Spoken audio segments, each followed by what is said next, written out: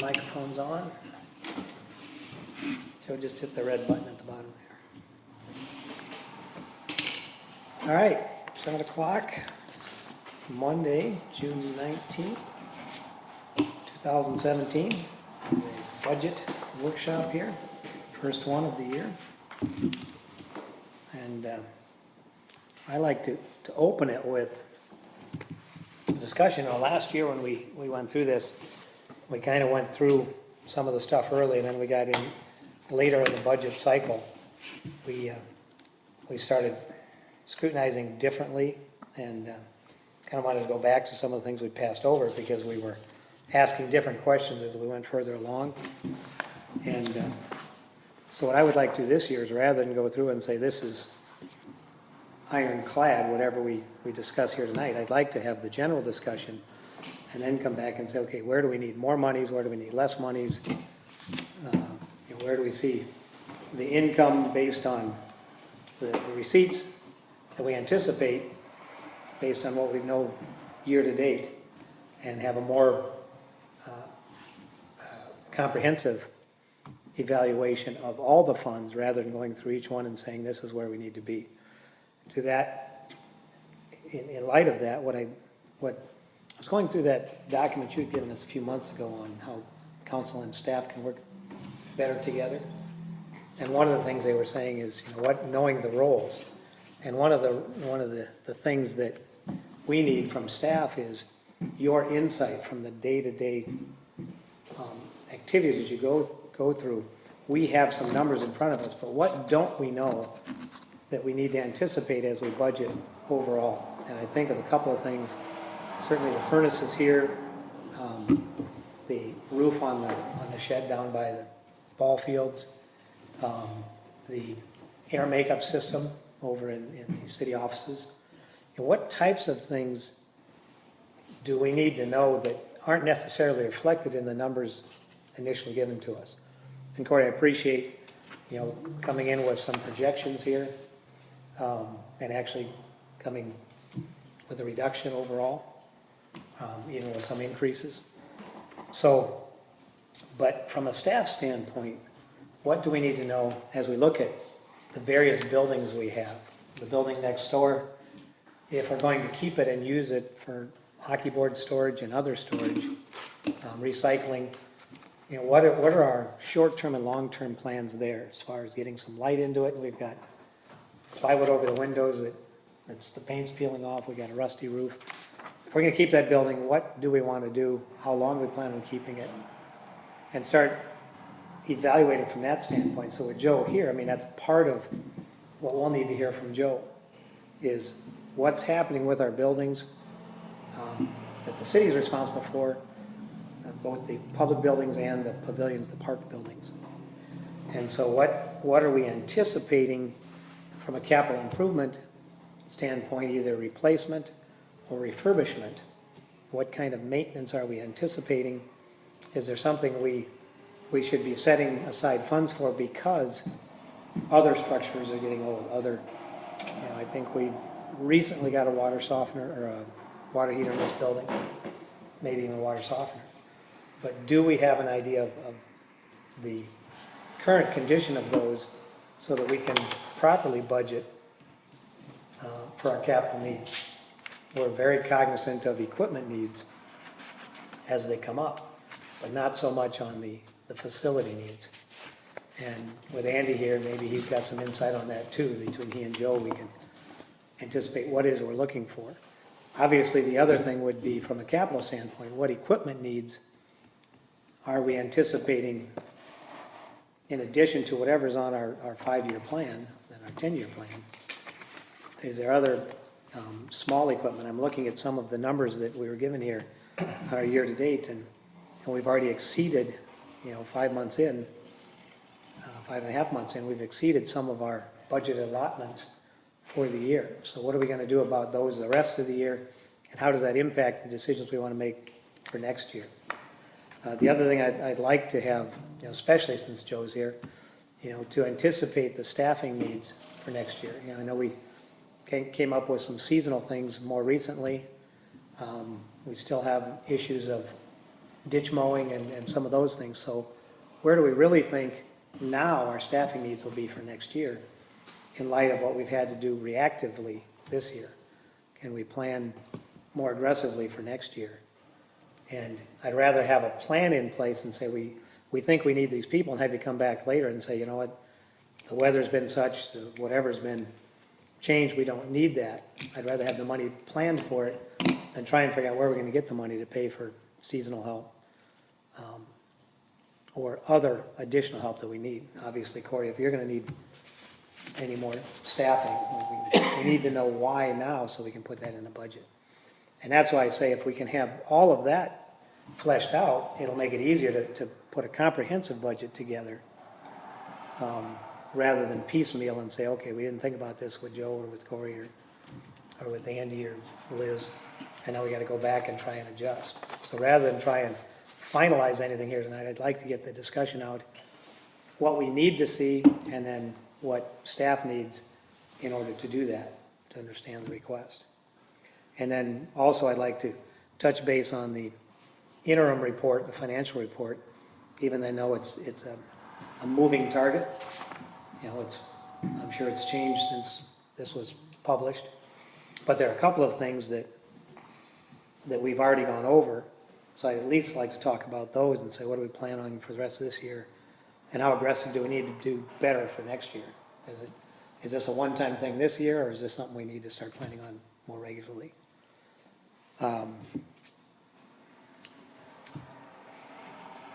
Wherever possible, if we can take a look at what our plans were in the past and our actuals came in. Yeah, I don't know, Joe, if you have access to numbers on what we've spent for ditch mowing and stuff in the past, or as far as hours. If we have any AOA, and maybe Corey, we can say whoever was mowing in the past, we could take a look at on a seasonal average, they spent this much time mowing. If we can do that, that'll help us determine what to allocate there too. Because I think there's certainly room within what Corey presented as a preliminary budget here to be aggressive on getting caught up on some of these things. And obviously what we learned in this last year with the garage roof and the furnaces and a few other things, having some funds set aside for those emergencies, but more importantly, anticipating where we're at for the roofs on all of our buildings and what we want to do with it.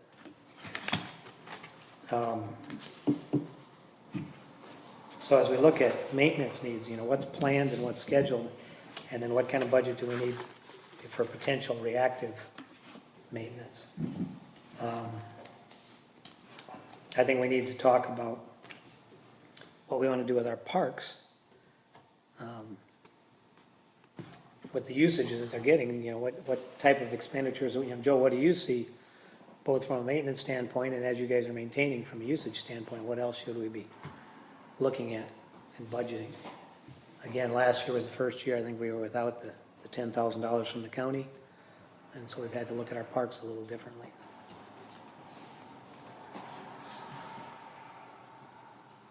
Does that make sense? Andy, if you can be anticipating, what are we going to need from a... And then obviously, we've got you on a 6-month trial. We need to decide, where we go with that equation as well. So. And to me, the building side of things is pretty easy in that Corey and I have talked about this. I understand the need to anticipate and budget all of these different things. The building side though is real easy because you really don't need to budget. On a contract basis, it is what it is. To anticipate how much building we're gonna do next year, how much we're gonna do for the rest of the year, we don't know, and it essentially doesn't really matter for the budgeting side of things when you're on a contract, because that ebbs and flows with the economy, ebbs and flows with the weather especially. To try to anticipate how much we're gonna build next year, we don't know, and it doesn't really matter because we're on a contract basis, if that hopefully holds, is that we respond to whatever building there is.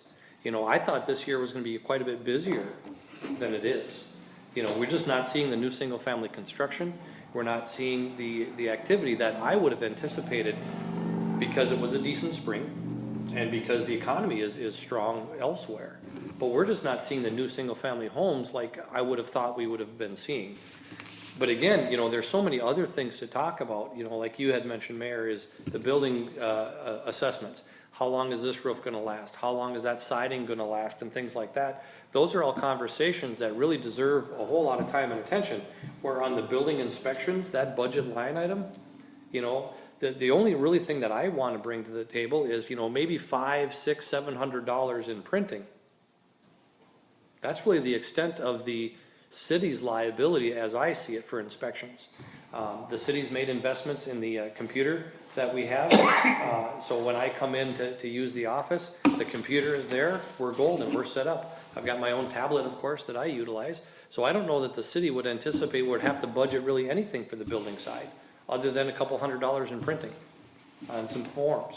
Especially since we're pushing and encouraging, I should say, not pushing so much as encouraging electronic formats. People contact me, what's your take on handouts and forms and things like that? My first response is, what's your email address? I will email you those forms. I will email you the information, I should say, instead of printing it and mailing it, or printing it. And that front kiosk or that handout center is very important for some people. But if we can encourage people to take the information electronically, that saves money on printing. So there's really not a whole lot under the current arrangement that you need to budget for building, because it's on a percentage basis. So the city actually retains money, depending on the amount of building, but there's really no expenditures that you need to worry about under this arrangement. So let me say two things there. One, what we're hoping is as we move to electronic, we can have you part of the discussion to make sure we're all on the same pages.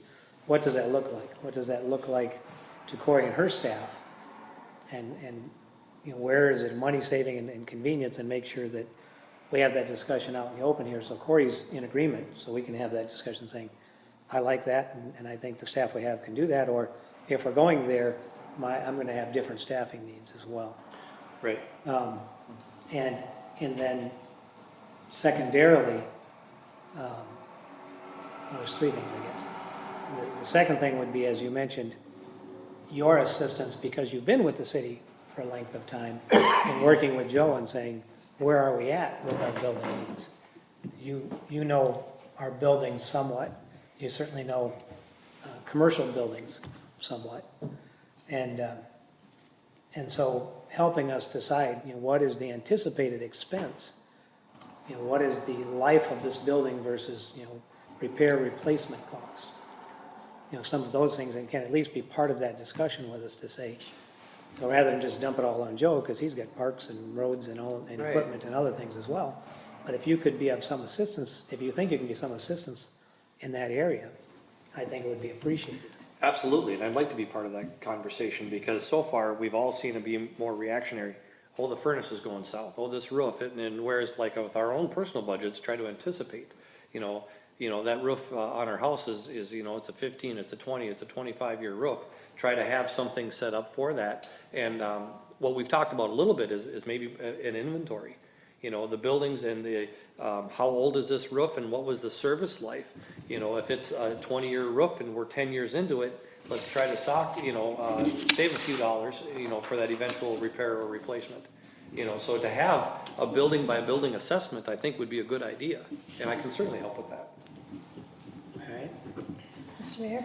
Now, one more thing before I get to Sure. there. So then the third thing would be, as we anticipate the potential for more commercial development, and we need to have that discussion, is do we continue to contract, do we bring somebody inside on a full-time position? To certainly have that discussion, where are our costs going to be and where is our revenue going to be on that? How much is going to you? Is Corey satisfied with the amount of work she's doing, that her costs are being covered? And if we get into some of these bigger commercial opportunities that are being talked about in the city, what does that look like from a city cost and revenue standpoint? And certainly as our contracted building inspector, we'd appreciate your input on it, but then the council has to make a decision. Do we continue to work with you or a contractor, or we'll bring somebody in? Right, and so far, since we've been starting here the last several months, I've been able to formulate some fillable PDFs, some different formats of documents in Google Drive. I've been using a fair amount as well, that we're realizing some really good efficiencies in that respect. Whereas in the next month or two, we can look at the contract amount and the percentage amount and maybe dial that back a little bit more, because I'm doing things a lot more efficiently than when I first started. You know, so I'm open to some discussions on that, and I really appreciate very much your willingness to go along with the first contract proposal that I put out there, the percentages.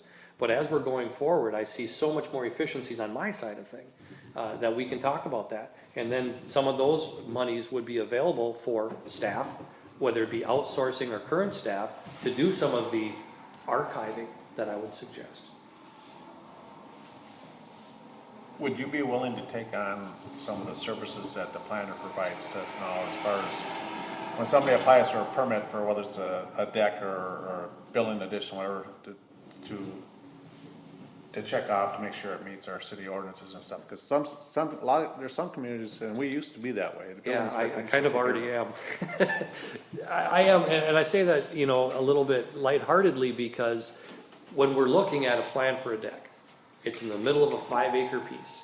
There's no setback concerns. I'm in charge of the septic setbacks anyway. I'm just taking it upon myself to make sure that everything is taken care of. If I do have any concerns about wetlands or side yard setbacks, I am taking that on myself. When it comes to a whole new building, I am contacting Liz every time.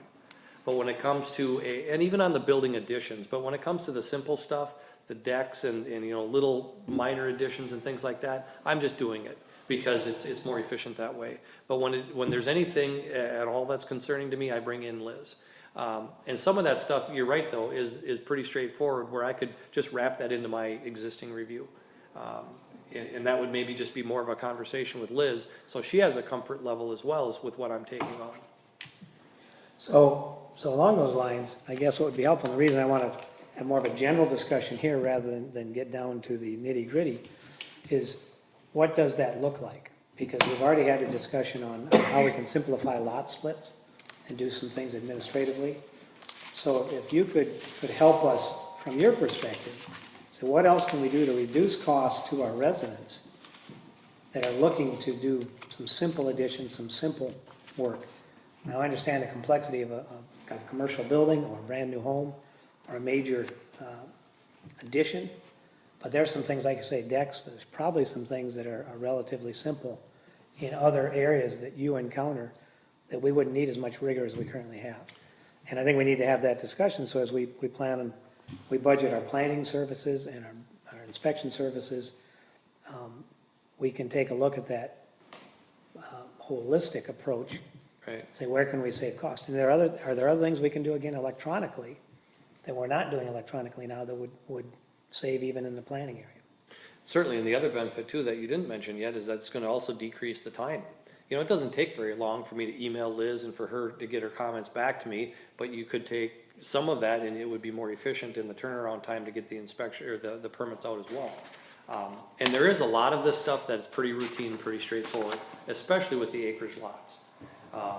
The chart is pretty straightforward as far as maximum size and allowable buildings and things like that, where I could certainly help out with that.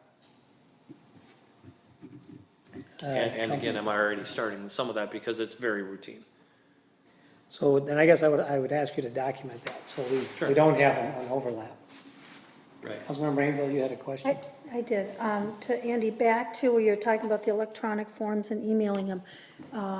Are we looking to a goal of getting those forms on our website, links to them?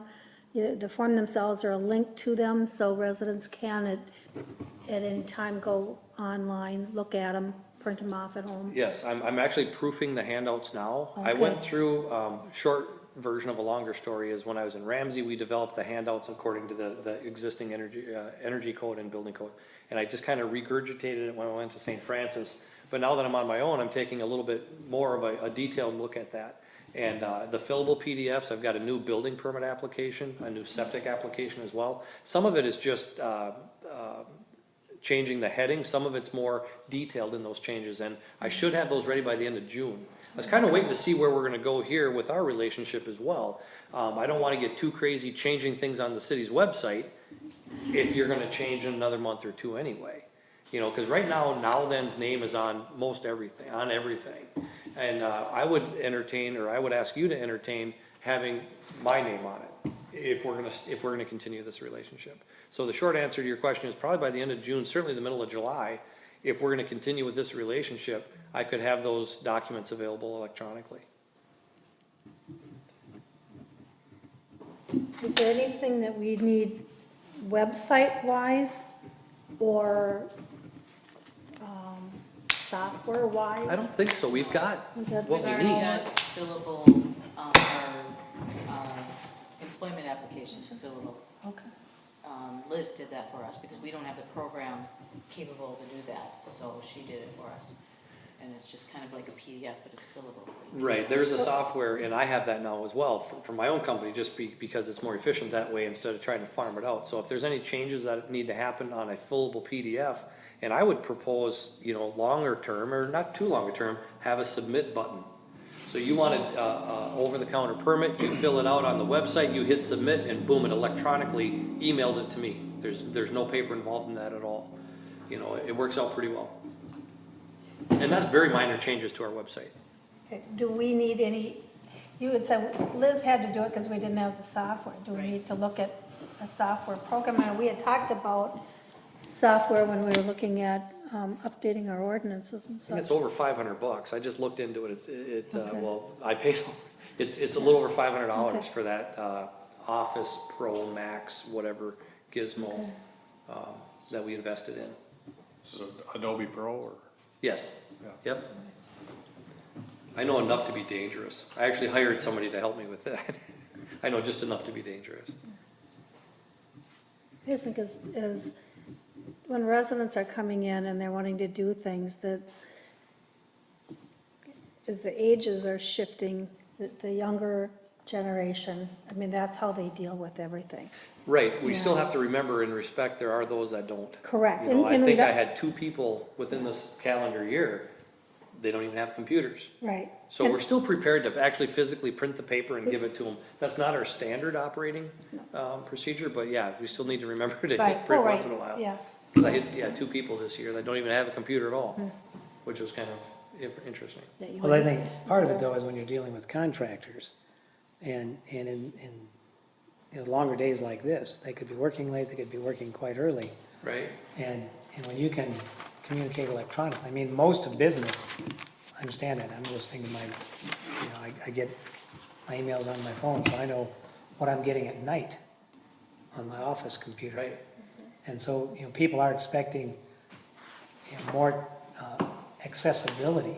And if they're starting at 6 in the morning and they're waiting on a permit till we Right. open up, that's a, I've had such good response this year with the tablet in the car, take a digital picture, fillable PDF of my inspection report, and a lot of times I'll email that inspection notice before I even leave the property. Contractor gets it on his phone, and the response I've gotten from that is very encouraging. You know, because like you say, people are working longer days, it's the more immediate needs now for communication. And the days of signing the card in the garage or leaving a piece of paper in the garage, those days really should be over. You know, we're a lot more advanced than that. And there are some people that are still doing it that way just because that's the way they've always done it. Councilman Bettinger, you know, we've talked a lot about how we can reduce costs to the residents, to the commercial builders. Do you have anything else that you've been thinking about that from an overall perspective, we should be considering here? You know, you've mentioned, can the building inspector take on some of the planning activities? Are there other things that you've been wanting to see us address so that we can get those out now too? Well, I think that's the biggest ones that people complain about is the permit fees and you know, everything's being sent to the planner, and it's understandable some things have to go to the engineer for review. But, you know, if more things can be done by the building officials instead of them being sent to the planner, that'd be great. That's what it's done in other communities quite often, so. And in the past, people thought when they paid for the building permit, that included that. Now all the fees are separate, and it adds up.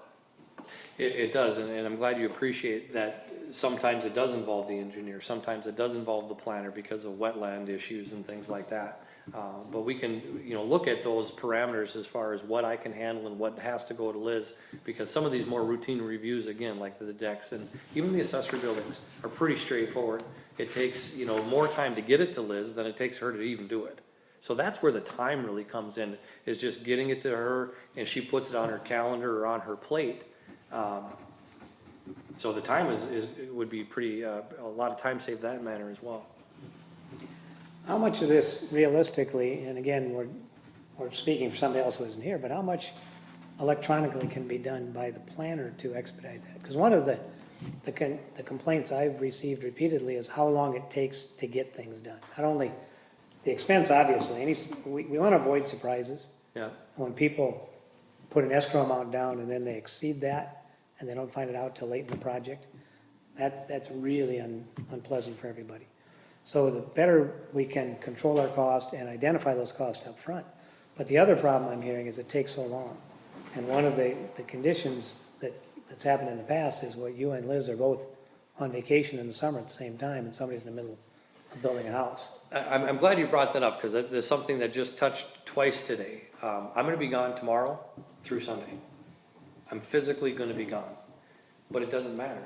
I'm gonna have my tablet with me and my phone with me, so it doesn't matter if I'm physically in in Princeton or up at Sandstone. And that's one thing I wanted to make sure, and actually a resident asked me. What about Duluth? What about Duluth? I don't think they get coverage up there. I get my Verizon, I have yet to find anywhere that I don't have coverage. So even though I'm on vacation, and that's one thing too that I think it's important that we remember, staff, whether it be Joe out grading or Corey or wherever, it's not really necessary, in my opinion, to let people know I'm on vacation, I'm out sick, my kid's in the hospital, whatever the case is. Leave a message for them and they'll get back to you as soon as they're able. And if I'm gone, or I'm unavailable, I should say, for any length of time, I will have somebody cover me. So my phone calls will always be returned within 24 hours, whether I'm physically on vacation or not.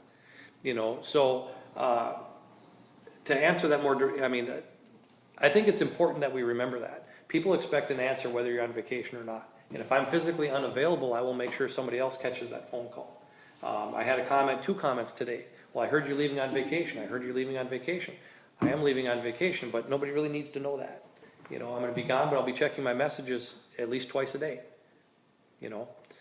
So with Liz though, yeah, you're right. We don't want to talk to her about her when she's not here, but she uses text messaging just like I do. Her emails are really quick in response. So I think she's using the technology that's available to us already. I don't know what more she could do in that respect. Well, I think that's, something we're gonna have to ask her, again, from the standpoint of getting together and identifying what you can do since you're already at a site, what is simple enough, we've already looked at what we can do on simple lot splits, what we can do administratively. I just want to make sure if we're taking some things and making administrative, that Corey knows what that entails, and so she makes sure she's staffed properly. And if we're reducing some of Liz's workload that's coming to her, to make sure that it isn't dropping between the two of you. Right. Oh, I thought you were gonna take that, and you thought she was gonna take that. And then to make sure that what you've done electronically, she can do the equivalent where possible.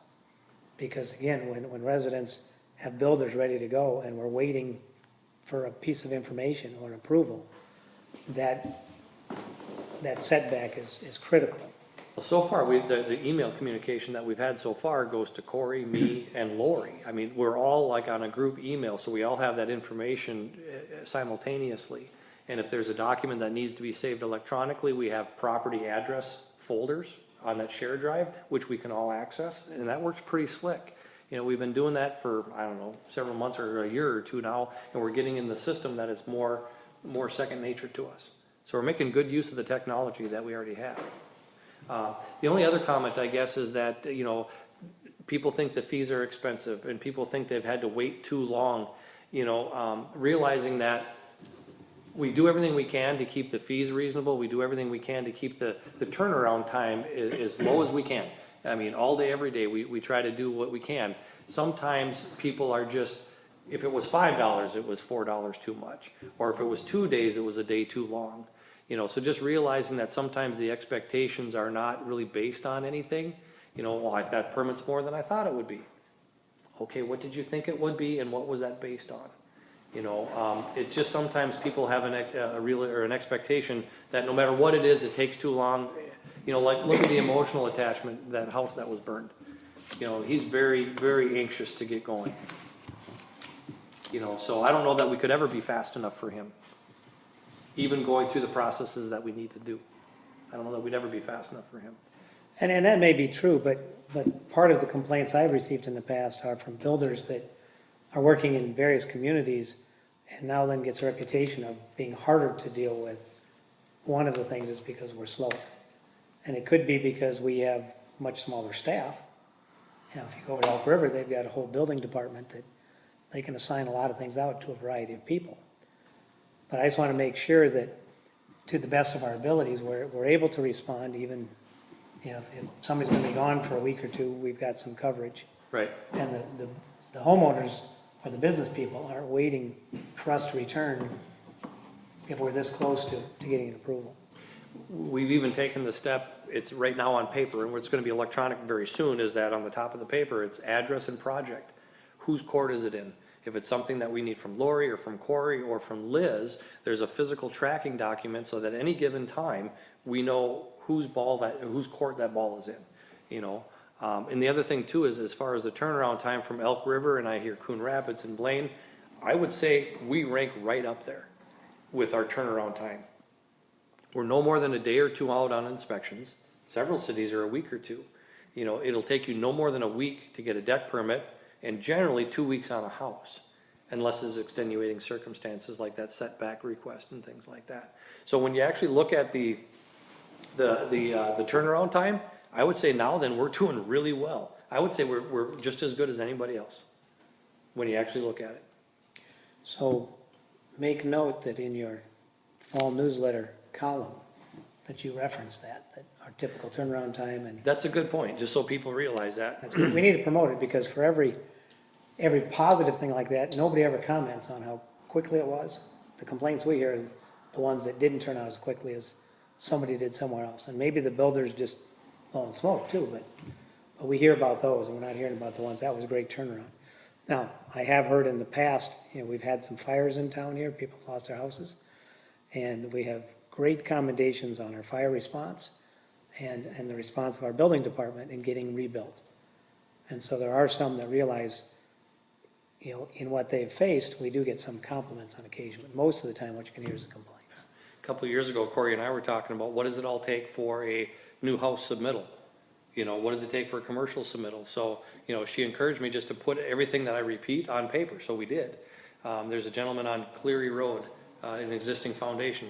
He asked me, what do I all need? I think I was at home. You know, he sent me a text message, what do I need? Went to my tablet and I emailed him the PDF of the document that says energy calculations, footprint, registered survey, ventilation calculations. So in a heartbeat, he had what he needed electronically. So we're looking at this all the time. And where people can gather that information themselves, they save money, right? Absolutely, and time. But that's a good point, is to try to stress that in the newsletter. And I don't know that I want to call out anybody, but when you look at East Bethel, you know, they're almost 2 weeks out on inspections. You know, Ramsey is several days, they do really good too. But it's not uncommon for jurisdictions to be up to a week out on inspections. And I try to be no more than 2. Ham Lake's 3 days. Ham Lake's 3 days? Yeah. Your plan check fees, I think, are 60% of the building permit. 65? Do they really need to be that high? That's quite a add-on. I mean, years ago when Benny and them did it, I think it was 150 or a couple $100, and now 65% of the permit fee, that's quite high. And does it need to be that high? Does it take that long? Especially in a residential house, it should not take that long to review the plans on a house. Well, we're finding with the complexity of the homes and the materials and the codes that are going into there, it's taking more and more time. So when you look at the floor truss, the roof truss specs, the energy code calculations that need to be reviewed, it takes longer than you might realize or you might think. And that's why that fee schedule is built into the 1997, that's what the city adopted, the 1997 Uniform Building Code. That's pretty common, most jurisdictions have adopted that scenario. So, you know, does it take longer today than it did even 5 years ago? I think it does, just because we're using so many different building materials now. Decking, for example, instead of a 5-quarter cedar, there's a lot of composites, you know, and that information needs to be reviewed. So 65, I think it's 65%, and that's based on the 97 Uniform Building Code. What did you use before that, I wonder? I think he just had a set rate. It was the building permit plus so much for plan review. Yeah, and it's better to have it as a percentage, because the bigger and the more complex the building, that percentage would go up. Just like on a deck, for example, we adhere to a valuation-based permit for a deck, because if you have a little 12 by 12 out of cedar, it's gonna take so much. But the bigger deck, the more expensive, the more complex the review. It's one thing is homeowners generally don't understand. I knew somebody in St. Paul that asked for an inspection, and the first question they got is, how much are you spending? And they're like, what does that matter? I'm putting in a bathroom, how much is it gonna cost? And they wouldn't give him a fee until he told them how much he was spending, because the fee was based on the amount of money he was spending. On the value, and decks are based on a square foot. I think it's $25. Most of these numbers come from the state. You know, if there's any disagreement from that, we can certainly look at that, but then we have to come up with our own formula and justification for that.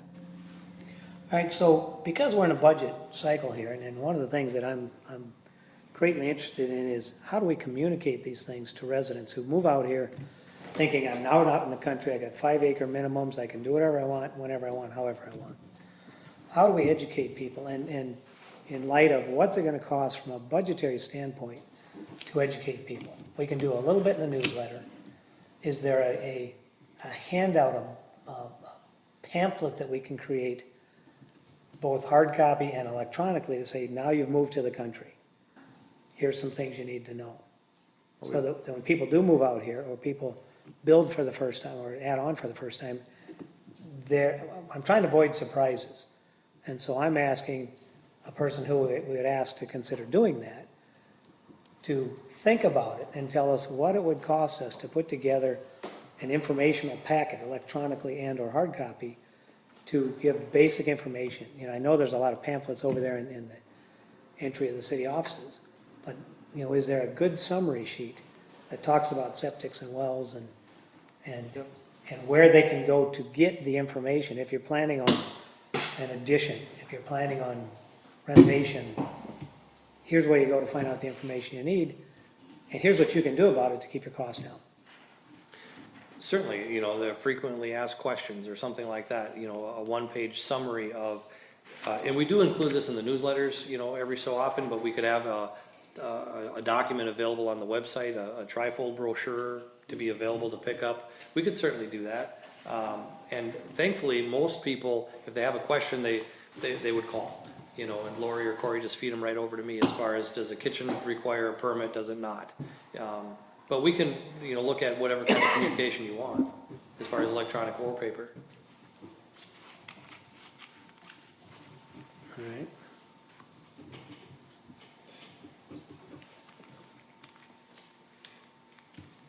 Anything else that the council wants in general from as far as the building department? And obviously, we have to have the discussion, what do we want to do? Continue the contracting like we are right now, contracting, or bring in somebody on a full-time basis? First, thank you for the opportunity. I know I'm taking up a little bit of everybody's time right here, but one thing I do want to remind everybody is that there's really no way to encumber funds or anything in that nature. So at the end of 2016, Now Then received a fair amount of building permit revenue on projects that are being inspected today. You know, and I'm watching my step every day. You know, like when I'm in town doing something that I'm being permitted for, I'm stopping at the church. You know, so between the church and those few new homes that we issued at the end of 2016, I think there's almost $20,000 and permit fees that the city brought in. And those inspections are being done in another calendar year, another budget year, you know, so I'm trying to make sure that I'm being as efficient as we can, but on the same token, it's hard for me to come to the city and do inspections all day long for no charge when those permit fees were, you know, realized last year. Yeah, Randy, you know, so, I certainly hope at the end of our 6 months, or hopefully we can have a longer relationship at the end of the calendar year, that needle is about budget neutral, but if it's hopefully not slightly over, but if it is, that's why, you know, and, we just need to remember that. I'm being as efficient as I possibly can, but there's, like I say, almost $20,000 in permit fees that came in last year. You know, and those projects are being resolved today. The church is the biggest one. And that's the other reason, that little bit of ebb and flow, I'd be happy to talk about the percentages of that contract. If we can take some of those resources to have a little bit more cushion in the budget, and then those monies would be available for staff or whatever, additional research or electronic document retention or whatever. You know, but right now, we're using, what we have to take care of the permits that were issued to last year. So to be clear, you're saying that we collected approximately $20,000 in funds to go towards inspections that still need to take place. Correct. And that's real common. Ramsey, a couple of years ago, 3 or 5 years ago, had a big push on those apartment buildings. And I talked to Tim Gladhill down there, and they found a way to encumber the funds. Him and Diana Lund, the finance director. I don't know exactly the mechanism, because I'm not real familiar with that transaction, but at the end of the year, they scooped up some of that money and they carried it over into their budget, realizing that they had to pay for contract help to inspect those apartment buildings the next calendar year. There's always a little bit of that. They experienced a lot of that a couple of years ago with those apartment buildings. But going forward, if we were fortunate enough to have an arrangement on a contract basis, on a percentage, you wouldn't have to worry about any of that. In fact, I dare say, after this calendar year, there wouldn't be any more concerns about that, because it would be on a percentage basis. So there'd be no way to be over budget. So in our discussion, whether we continue with a contract relationship or do something different, one of the things we need to know from establishing a budget for this department is anything that we would be asking of you that wouldn't be covered by a fee to a resident or to a business owner. Correct, good point. So if you wanted Joe and I to work on a budget or a building inventory, to go through and determine what's the age of the building, what's the condition of the roof, what's the anticipated lifespan of that roof, that would be something that we would need to look at as far as an hourly compensation. Outside of that, the actual inspections and those permits would be covered by the fees paid by the residents.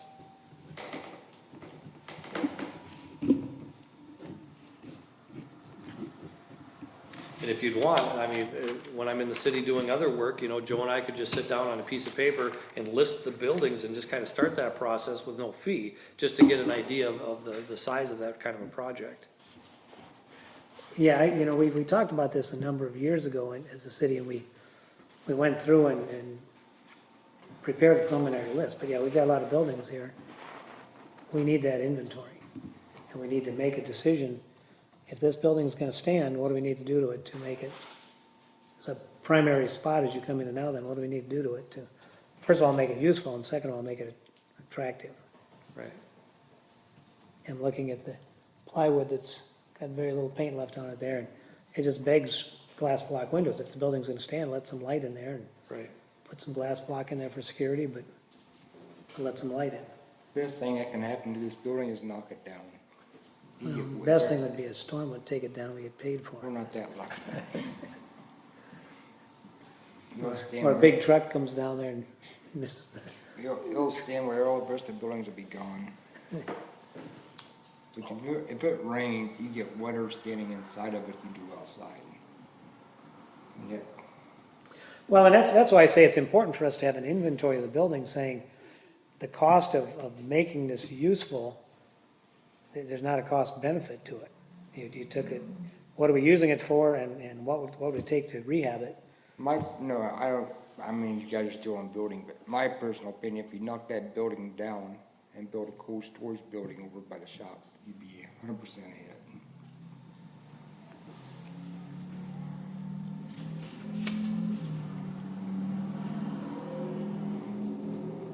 And that's why I say, if we did an inventory of buildings, and then we can do an analysis there and say, yeah, this makes sense. You know, how big a cold storage would we like to have based on eliminating this and what else we have in the city? What else would we like to see indoors but doesn't have to be in a heated building? We've got a lot of stuff collecting over there in the maintenance yard. You know, how much of that Well, there's would lots of stuff benefit from? inside the shop that could be put in cold storage. Thinking just like a standalone building or a lean-to, just a roof on the east side of that one maybe? I think you'd want it enclosed, I just think, not I think temperature you want it controlled. enclosed. 'Cause like, I was thinking like the Snow John Deere, blowing around and, well, you got the John Deere tractor will be in there all winter, the mowers will be in there all winter. There's a lot of stuff that will be in there. And the canned dumpsters, yeah. you don't really want the wind to catch that. See, there again, that's part of the discussion on inventory. You know, open our eyes to maintaining this building at this cost, or taking it down, freeing up this corner for something else, or just getting rid of the eyesore. We go to a cold storage over there, then we inventory, what would go into that cold storage? How big does it need to be?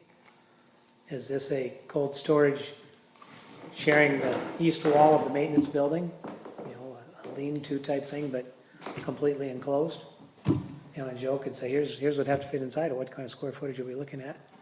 And what would it cost? Did you start that process, Joe, as far as itemizing what buildings we all have and, you know, how old they are or anything like that? Or is that just discussion up to this point? Council discussed it, we documented it probably 5 years back. I could look at my old notes. See, the cans belong in the recycling center, and that's why part of that addition was gonna be added on, was get the recycling back in up there where it belongs, because they're not paying any rent or maintenance or anything on using that for recycling. I mean, Actually, we had talked about that, and we've been told if we can identify how much, what percentage of that building is used for recycling, they will cover some of our maintenance cost to that percentage. So if we can say that building is 40% recycled goods in there, they will cover a percentage of maintenance cost to that building. So where we are using it for recycling, we can get some of the county money, at least that has been a discussion we've had in the past, that the county will pick up a portion of that, because we literally discussed replacing the roof. And we said, if that building is X percent recycled materials being stored in there, we have the fluorescents, we have the aluminum, those types of things, how much would they contribute to a new roof? And it was the proportion of usage would be the proportion of payment that they would consider. But that would still be generated out of the SCORE funds. It's not like it's gonna be extra money they're gonna be giving to us. Right, so, but then we wouldn't have enough to be covering both buildings then, as far as costs. Well, that's what we have to see.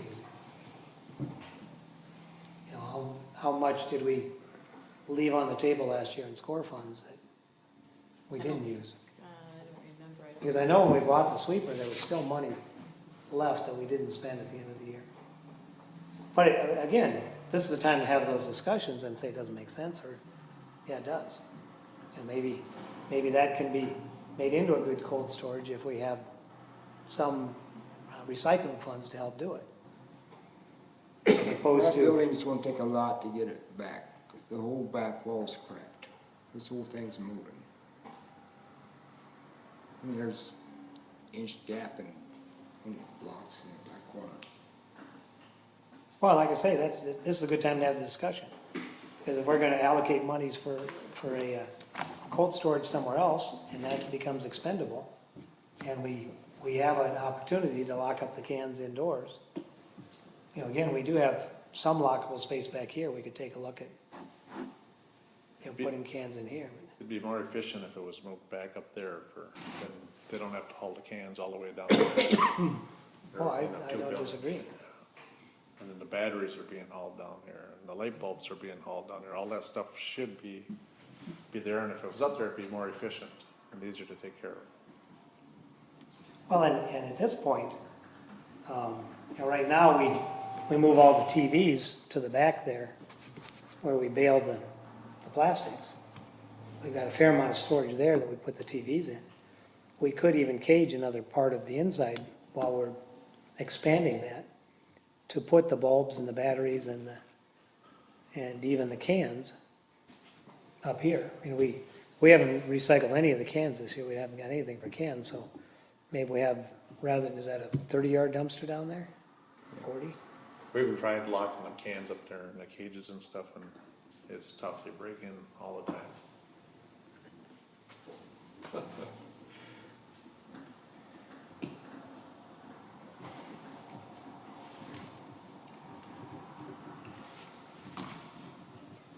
All right, anything else, Andy, that you've got some homework to do that? I do, I have some notes here, and maybe Joe and I can have a cup of coffee and talk about the scope of that kind of a project and how long it might take us to do that. That might be the place to start, I would suggest. And then, I was working last night, in fact, on frequently asked questions as far as the scope of what we require permits here for and what we don't. There are some cities, for example, that require permits on overhead garage doors. So I was talking with a supplier day before yesterday, I think it was, and currently we do not. You know, there are some code requirements that apply to that type of a project, but we don't require permits. So there's probably 4 or 6 little nuggets that I can put in there that people would be, would benefit from. So yes, I do have a little bit of projects here.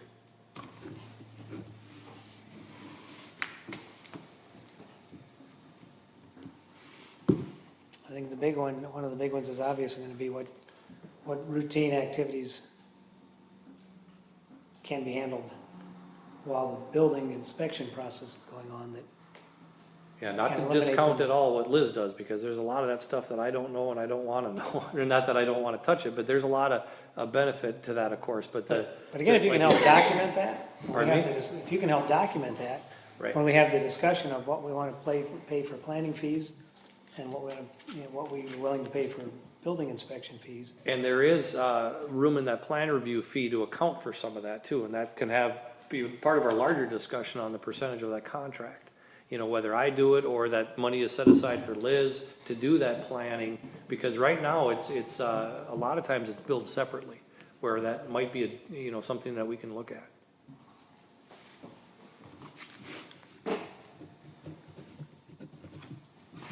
Anything else you'd want to say to us, Andy? Not currently, thank you. Anything else that any council member wants to bring up or ask Andy? Mr. Mayor? Councilmember Rainville. I appreciate Andy's willingness to work with us and to help us get more mechanized.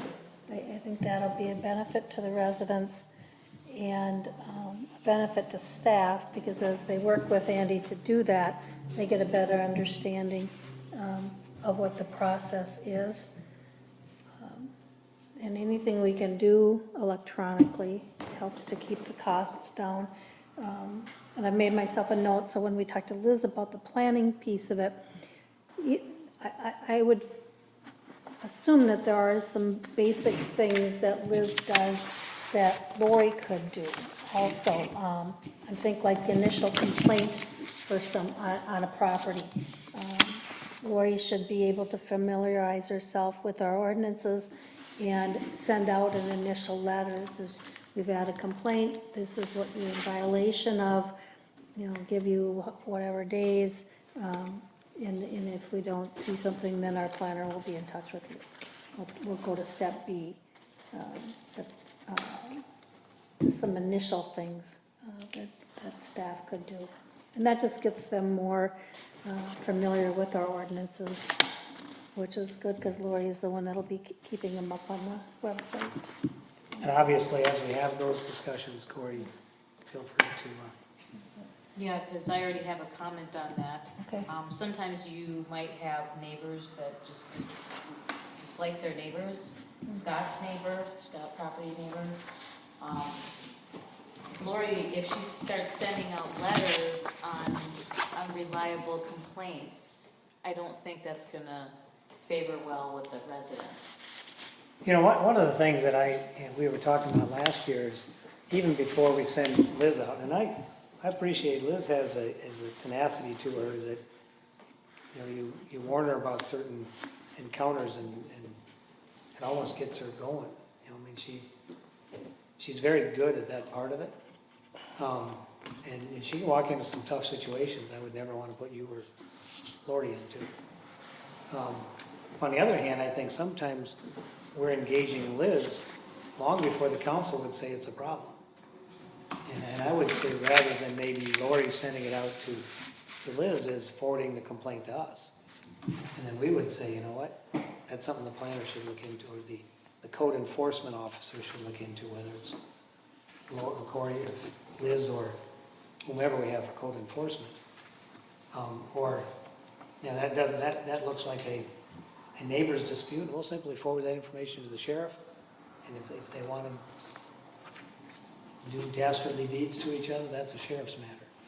You know, because there's some things I think that maybe we've sent the code enforcement people out to that really aren't city matters.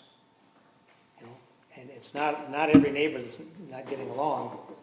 Do we need to be dragged into it to reinforce that? Now, if they're not getting along and there is a code violation in there, then I think that should come to the council, and the council should authorize the money. But I think there's a number of times where Liz has gotten involved and taken it to a level. We had one a couple of months ago where, it was the petting zoo. You know, something that was really a USDA issue.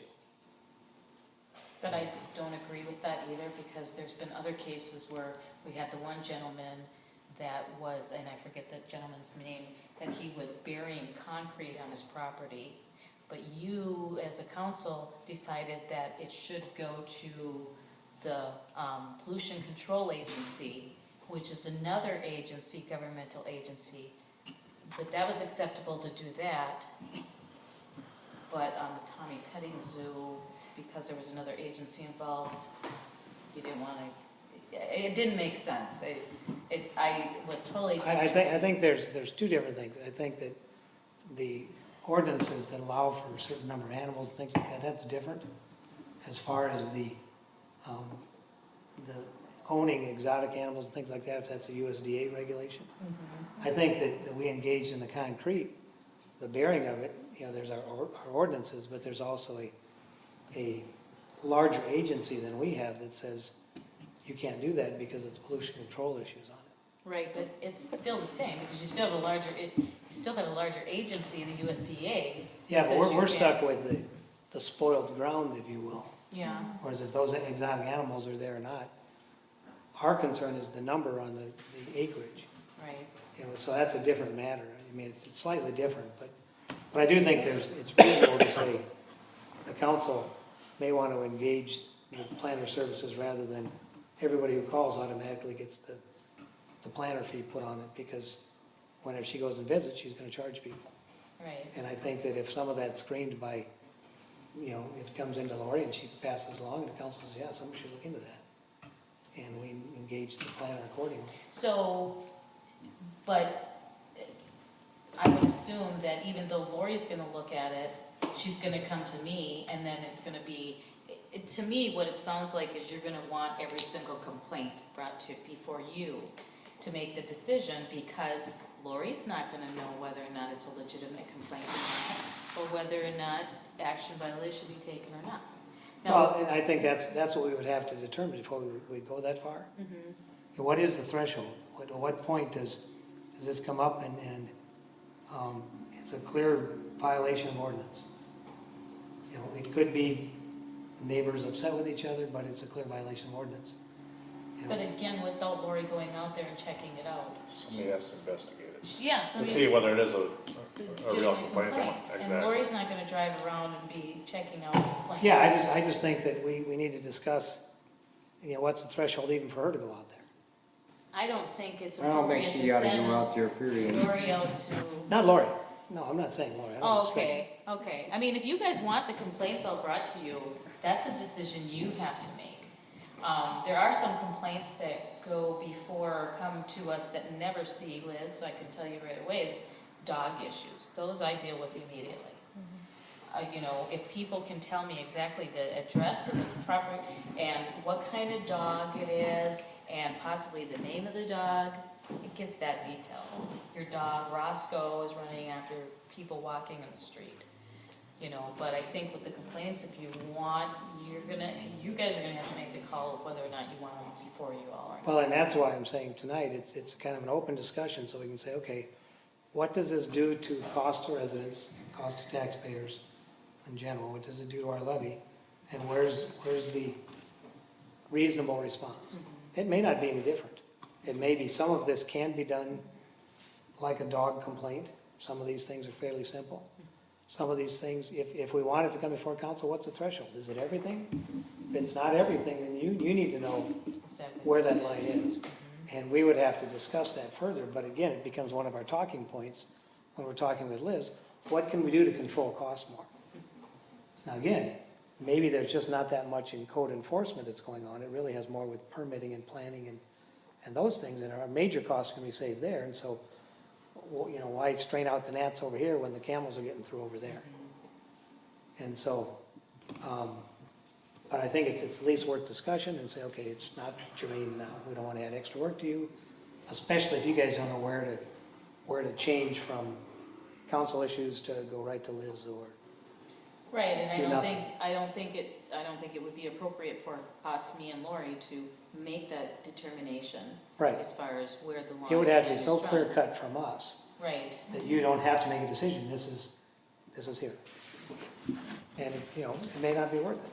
right. Our big thing is how do we control cost, and like I say, there might be bigger issues with the planning department that make this a moot point. Yeah. But if we're trying to get the general idea right now, so. Can I say something just real quick? And this is a very interesting conversation because I've been part of a number of different municipalities as they're dealing with code enforcement. And it's just it's not a money pit, but it gets expensive. You know, especially when the council has taken the attitude of, as long as they're making progress, we'll keep working with them. So when you give them a lot of time, that's great because that allows them to work at their own pace, but that, you know, really takes the amount of time and the expense and really runs it up as well. You know, I've helped on a number of different cases where, and there's just a lot of challenging properties in the city just because enforcement has been, you know, a little bit more standoffish, you know, over the years. But in order to have an effective code enforcement or ordinance enforcement program, it takes a fair amount of time and it takes a history of compliance. You know, when we're letting the owners work at their own pace and just kind of, not lollygag, but kind of like that, you know, it takes a long time. And it's hard to move that ball further down the court without a more aggressive timetable. You know, to tell people, yeah, I appreciate the fact that you're cleaning up your property. However, we need to have a more aggressive timetable in order to get things done. Because every time you fix one, there's 3 or 4 others that come up into play. And it's not a popular job. I'm having a hard time saying anything because I appreciate the purpose of code enforcement, but it's an absolutely thankless job. You never get thanked, or hardly ever get thanked for participating in it, but you get beat in the head every time, you know, because, well, you haven't done anything, or you're picking on me, or it's just an absolutely thankless job. I don't envy Liz one iota for undertaking this. Well, It's and a tough everybody job. moved out here to be able to do what they want to do. with Well, their you know, the property. way I summarize that too, guys, Mayor, is that your rights to your property, absolutely, but your rights to your property stop when you infringe on his. When you devalue his property, when you have so many junk vehicles that the leaking oil pan and transmission has poisoned his well, your rights to your property stop when you start adversely affecting somebody else's. And we need to identify a level of impact. Right, and a lot of times it's even just the aesthetics can devalue the property. You know, Roosted's, for example, thankfully they're moving forward. They're making some good progress these last few weeks. But there's a neighbor up there, you know, somebody driving by, you know, says, hey, I'm gonna be selling my house one day soon, and that has a negative impact on the value of my property, and he's right. You know, so, you know, in order to that balance to be a little bit more aggressive so things actually get done, you know, but still realizing, yeah, people came out here to do what they want with their property, they want a little bit more freedom, and you also want to allow those with violations to move forward as much as they possibly can. But at some point, there's got to be, my opinion, if there were some more aggressive goals, you'd be able to start seeing some properties improve instead of having the same conversation. And I remember, Mary, you saying a couple of times, when did they get off of this list? You know, this list just seems to grow and these properties are still on there. It's hard to move that ball down the court without some more aggressive action.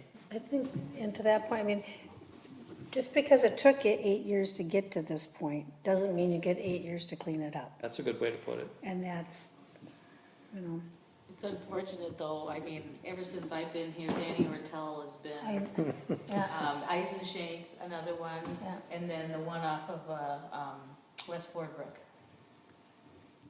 Oh, with the fire. The fire. yeah, burning the fiberglass boats. Yeah, Capital. Capital. those three have been there for the last 15 years. And look at the amount of He was resources. there when I was looking. Yeah. My mom was a clerk in Ernie, I remember them talking about that place. So look at the amount of resources the taxpayers in the city have put into those properties. At some Again, that point, goes back to the council, the council always gives them more time. He says, your time's up.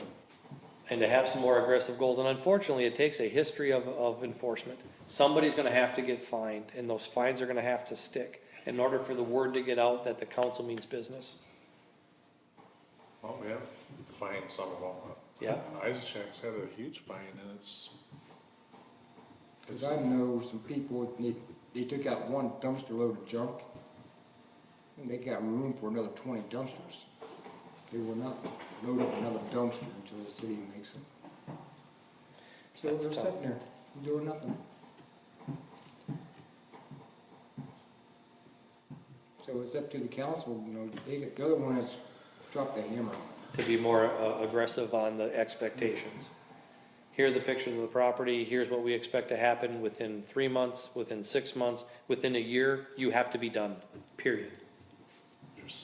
There's so many more alterables that aren't even on the list. It's See, and that's not- just it, as it goes from 2 to 3 to 5 pages, and that's what's discouraging too, is, you know, residents, well, goodness sakes, you know, what's gonna happen, you ain't gonna do anything, you know, it's discouraging.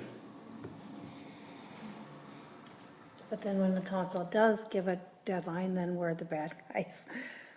Well, yeah, somebody's that's got to, you gotta enforce your own rules, or we gotta be the police. But then it gets really expensive, cause if they don't get it cleaned up, then we gotta go clean We it up. go in to clean it. Right, the abatement process, you should try to avoid that if you can, and then if you do get legal involved, then there's those legal, so it is an expensive, and I guess that's what I was thinking of as you guys were talking about this, you know, is to make sure that there's an adequate budget for code enforcement.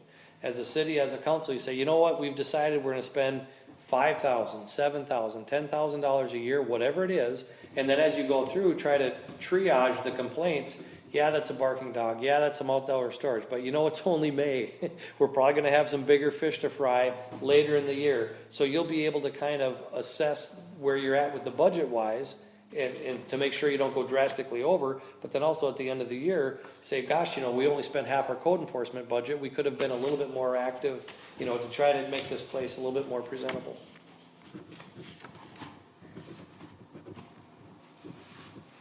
So is there a budget for that? I mean, how much, No, but then it kind of gets me to thinking that, with the council, if we're gonna be, or if that's an option, to be sending the information to you guys to make a decision on if you're going to enforce, or if there is an action, if enforce it or not, or just you look the other way, then you also have to deal with the people that made the complaints of why is it their issue isn't a big deal, and then you might even want to start considering changing some of your ordinances, because if you're gonna turn your eyesight away from that, then you might as well take it out of your ordinance if it's not gonna be something you're gonna pursue ever. is there, and I'll just ask, it's none of my business, but is there a stomach, I mean, is there the availability to put $7,000-$10,000 a year into code enforcement? Just so you know what to expect? And you know it's not just an endless, Well, in the past, it's kind of paid for itself because they receive fines and the fines have offset the expense right, for the most part, not all of it, but for a lot of it. Yeah. some seed money or something to have, and I know Corey and I talk a lot about accounting measures through, because that's interesting to me. But as far as having a seed money, you know, yeah, the enforcement should pay for itself because those are the ones that require the service. But still realizing that your property value is being maintained and even enhanced by having a healthy community, by having clean neighborhoods. So some of that could be borne by the general taxpayers, at least some seed money to get in a line item. You know, and I'm just throwing numbers around, it's none of my business, but boy, $7,000 or even $10,000, just so that you know by the end of the year, you're not gonna be spending more than that, and you could kind of gauge as the year goes, how you're gonna handle this complaint or that complaint, based on how much money you've already spent on consultant fees. Well, again, I think that's why we're having these discussions, to get some of that out on the table. Right. Rather than just say, here's what we've done in the past, let's say, what do we need to do going forward? Rather than just keep rolling over funds, let's take a look at ones we've never spent and other ones that we've never Yep. established, and therefore we never spent it. We didn't want to spend any money on it because there was no money to spend. And you don't want to go into an enforcement saying, I need to find somebody to cover my cost. Right. Because that's the next accusation you get. People are out looking for things to enforce because they make money out of it. And that's the benefit, that's a good point, but that's the benefit that you have of being a complaint-based program, is, you know, we're certainly not driving around looking for stuff. There's plenty that comes in on its own. So when somebody says, well, why are you addressing this? There was a complaint. And that's an easy response. And we have budgeted for code enforcement, and primarily the reason why is because when we were contracting with St. Francis, we broke it out, how much time were you and Phil were spending on code enforcement stuff, Yeah. and how much Way time too was. And, well, as building got busier, we had less and less time to do that, and then it just kind of went more to Liz, and we have kind of a handshake agreement, Liz and I, is that if there's a hazardous building or buildings without permits, I will be involved.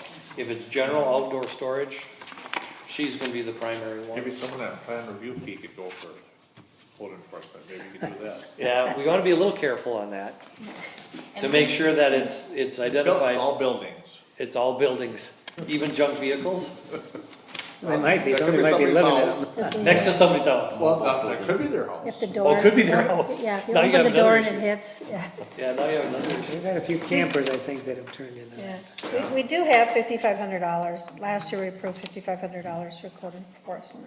The one thing though is that Liz, her billing doesn't break out the code enforcement so Yeah. well. She generally breaks it out by building permits and more of the, planner fees of, lot splits, subdivision, that kind of stuff. And then she has just her The general. general, And the general can be such a mix that it doesn't necessarily just all code enforcement. Is there any, I'll just throw it out there again, just because I have a habit of doing that, is there any desire to have part-time, seasonal, summer help do some of this stuff? Because once you identify the process that you follow, you know, it perhaps can be done less expensively. You know, a high school person or somebody, whether it be a now-then truck or a vehicle with a now-then sticker on it, whatever, that would go around, and it would be very important for Liz and I to visit with this person, you know, about how to do this safely, you know, and how to structure, because we went through all that work, administrative notices, administrative citations, we wrote the code enforcement program, it's very well written. A little biased, but I think Liz and I and Corey, I think we did a really good job on that. We visited with the attorney, the prosecuting attorney. We've gone through administrative search warrants already. We've gone through an appeal right here. I've gone through several in St. Francis. We know how this thing works. It's just a matter of having somebody to physically do it. And like you say, if Lori's not the right person for it, you know, Liz and I can kind of structure the program, and then you just have somebody that comes in at a lower wage to physically do the papers, the mailings, the site inspections. That could be done less expensively than $65 an hour. So you're saying you're overpaid? Yes, sir. For that purpose, absolutely. You could get code enforcement for what, 15, 18, 20 bucks an hour? You probably can, poor kid when you send them out there. yeah. Well, see, and that's why it's important. You don't go down a long, winding gravel road unannounced and uninvited. You know, you can see it from the road, and if you, there's a lot of generalities that you wanna say, that one's a safe, easy one to knock on the door, or do they just get a letter and try to set up an appointment? We've been successful with that. If it's a long driveway, a remote building, or there's some history to it or something like that, then you write a letter requesting a meeting, and if you don't get it and it's real bad, that's when you ask for the escort. You know, Liz and I have got this figured out as far as how to go about it. It's just a matter of trying to do it more efficiently. You could take that $5,000 or whatever it is and stretch it a little bit further by letting me and Liz advise somebody else how to do it. That guy who applied for the assistant clerk's position. His internship was down in Blue Earth or somewhere, and they ripped up the main drag of town. Every business was totally disrupted. And then the mayor and the officials from town left for most of the summer. Said, take care of this. And his Okay. kid was interning for the summer, and he had to go deal with all the different business people that had their businesses disrupted. And How did that work out for him? he loved it. I mean, Oh, he thought he did pretty well, but kinda like, there was twisted. nobody there to even back him. He went in the office, the mayor and everybody were gone. The administrator was gone, Oh, wow. you know, everybody left. for the Baptism by summer. fire, is that what you call it? Yeah, so he's still out there. He might like to do this.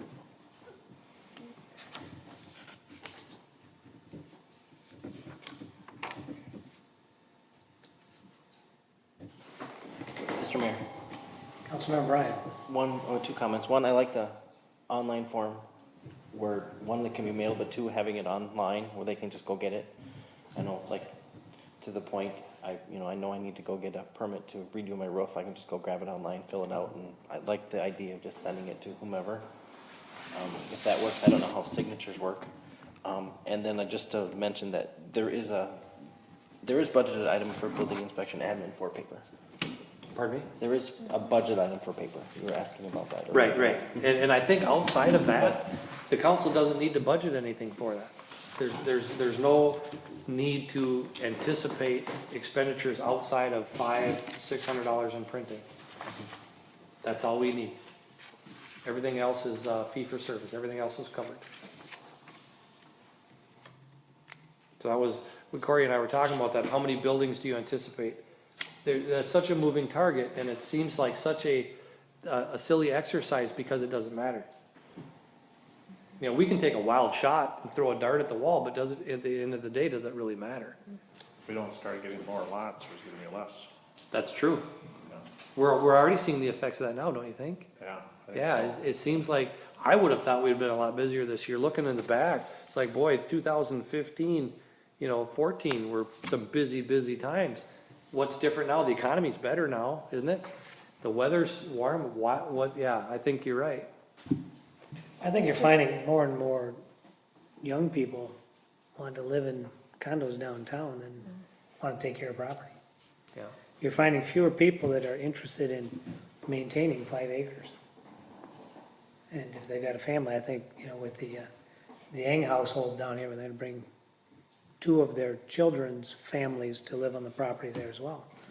They'll build some nice houses there, but it's because they have horses and they have parents who already live out here. But I've seen in my nieces and nephews and their friends, they all want to live downtown near the light rail. And there's no maintenance whatsoever. Right.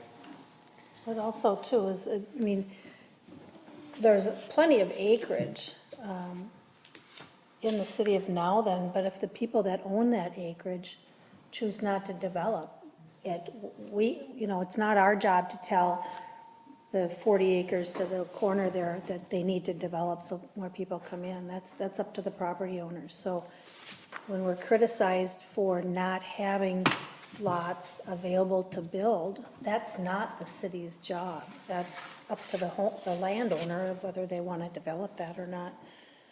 And given the ebb and flow of construction, I like the fact that we have a contract. So if you're not busy, we're not paying somebody to sit in the office and do something. At some point, I don't know when it'll be, but at some point, as we get mechanized, that eliminates the need for staffing and allows the residents to get their projects done via the mechanized processes.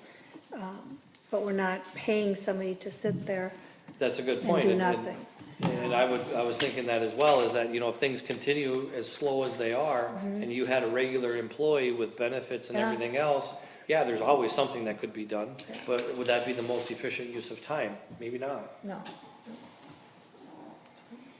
And we've been a city that if you're requesting something, you have the burden of that cost, not the overall taxpayer for the majority of things. All right, anything else?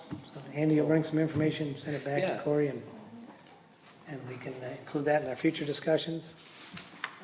Take a bit of time here with Joe. I do have a question, the aid to small cities. There were 3 of us, small cities, that got the maximum, 39.7, whatever. So as little as it was compared to what they were insinuating we are gonna get last year. We thought we were gonna get about 3-4 times that. Maybe 3 times that. There are only 3 cities. I think it was St. Augusta and Scandia, and ourselves that got that much. Is that money being released this year? As far as I understand, yes. So Like I they understood there'd said be 39 27 here and next year. Yes, that's what I understood it. So because we haven't received our, and I don't think it's gonna come in conjunction with the first half taxes, but it generally comes around that time, July and December. And it sounded like it's gonna be released with the LGA, That's what I understood too, yes. which last year was 14,000 and this year is 27, 27. yeah. So for the budget next year, we'll have the 27 LGA and the expected 39.7. And in addition, this year for our roads, we can have another 39.7, Correct, we expect. yes. And I'll just concur on that, but I'm almost positive that's how it is. So you let the road and bridge, we didn't get as much as we thought, but we got nearly 40,000, which is much as any small city got. Many of them got quite a bit less than that. So. And there's what, 700 some small cities. That 8 million went fast. But I thought the local government officials, they said it was 16 million, so that must have been for 2 years.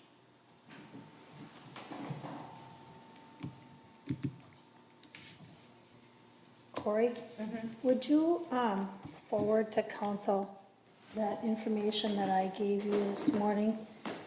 That lists out the calculation, how the distributions were determined.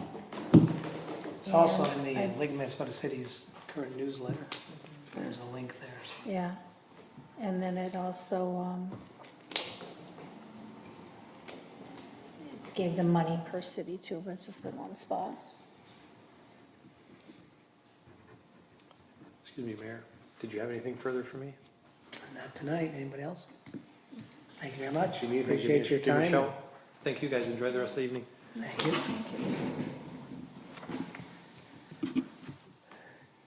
Joe, the garage door over here for the sheet metal dumpster is open. Will that stay open until that dumpster goes Now I'll back? shut it before I leave. I left it open in case they emptied it and then put the dumpster back in, They didn't get to it. but it's, All right, let's talk about road and bridge.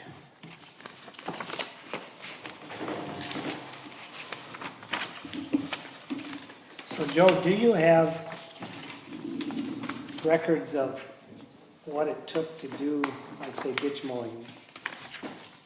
Would you have that? on the average, it takes 4 weeks to get the first pass. This year's gonna take longer because the grass is so tall. Usually it takes 4 weeks. And who's been doing that? You had Don Eldridge doing it there for a while.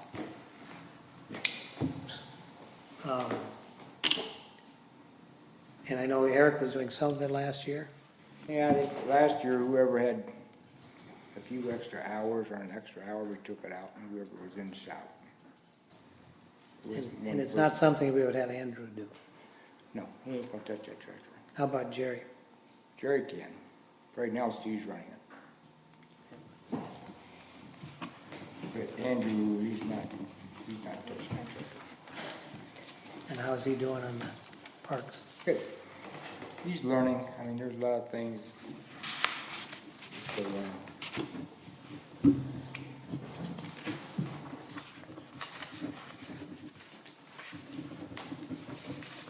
Most of it's what to do in what order. Most guys get done with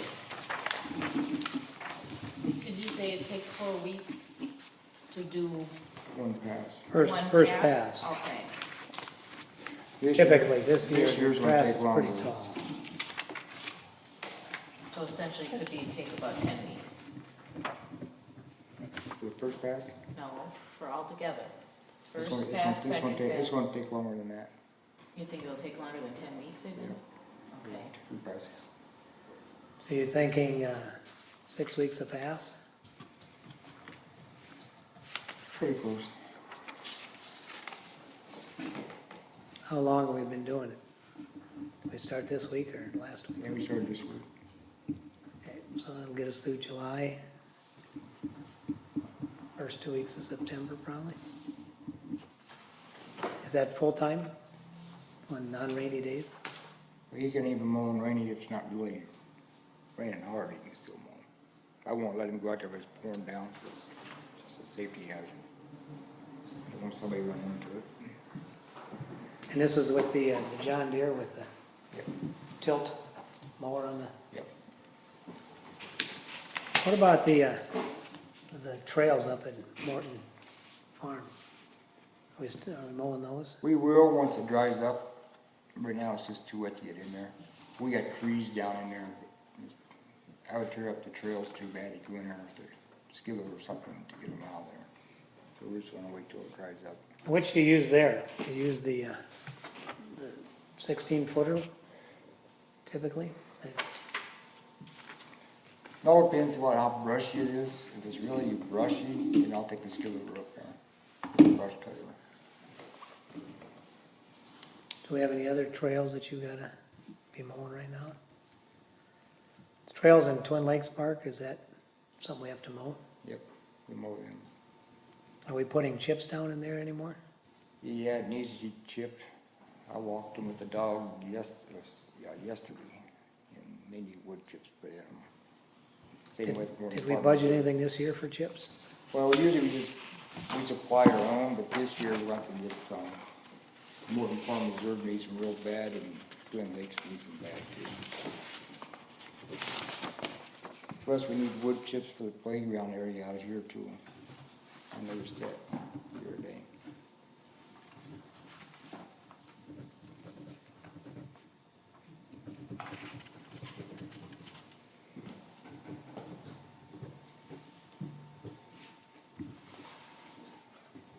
I would say that in the park, we do have the gravel, rock, et cetera, which we budgeted 600, but I don't think that is gonna be enough to cover for that much wood chips. Last time I did the wood chips down Morton Farm, I did the whole trails. Took 3 semi-loads. How about for the playgrounds? What have you done in the past? If I take at least 1 semi-load. You thinking Morton Farm 3 again this year? Well, if we do the whole thing, yeah, take 3. We're gonna do all of them, the front half, back half, or whatever. Front half needs it bad. And I'm guessing you don't have a clue right now what they're charging for a semi-load. This last couple of years, we used the chips that we produced, that we chipped. Are we still chipping any? Yeah, we still got 3 or 4 dump truck loads over there. And That'd then probably enough to do Twin Lakes. the trees you say are down in Morton Farm, is that chippable stuff or is that just garbage? They're probably big, big trees back there, How big a log can our chipper take? 12-inch.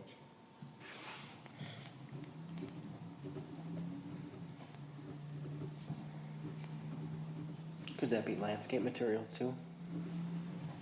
For parks, As far as, out of the budget that we have, yeah. So some things, it sounds like something's there, it might not be enough, but.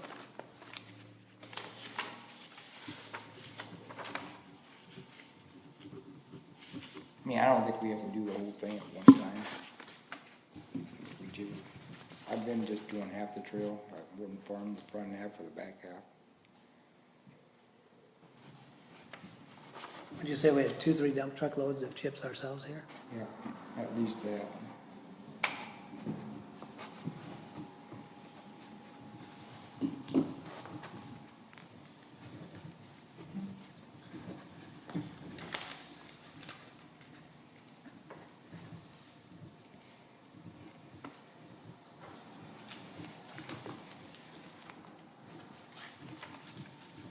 So what else are you thinking, Joe, that, let's start with what, and what we've done so far this year, and you realize we either under budgeted or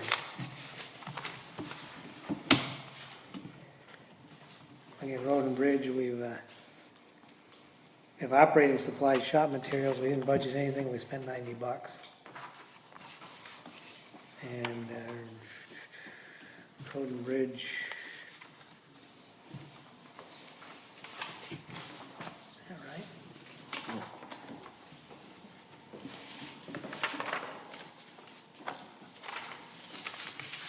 Got that on the page with recycling.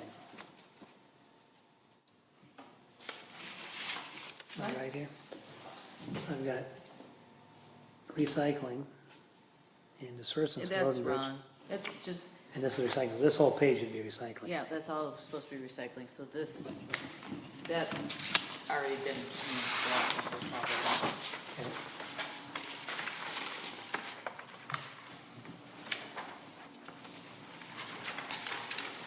So on Road and Bridge, we get 5,300 in culverts. I'm sorry, 13,000 in culverts. We budgeted 8, so we're at 5,300 over. I'm assuming we're done buying culverts for this year? Or is that, Only ones I'll buy now is ones that just we resell.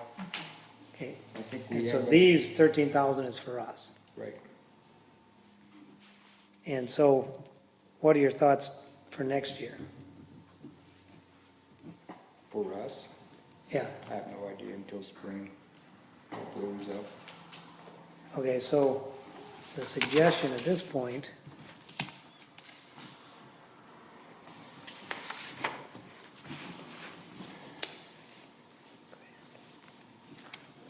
For example, like Killendale, I'm replacing 2 culverts this year. One, I still got $400 snakes. Our jetter hose and our snake is still in that culvert, because it went up through it into the center of the road. That one's bad for sure. Or there's another one 50 feet down the road from it. We're there, replace them both.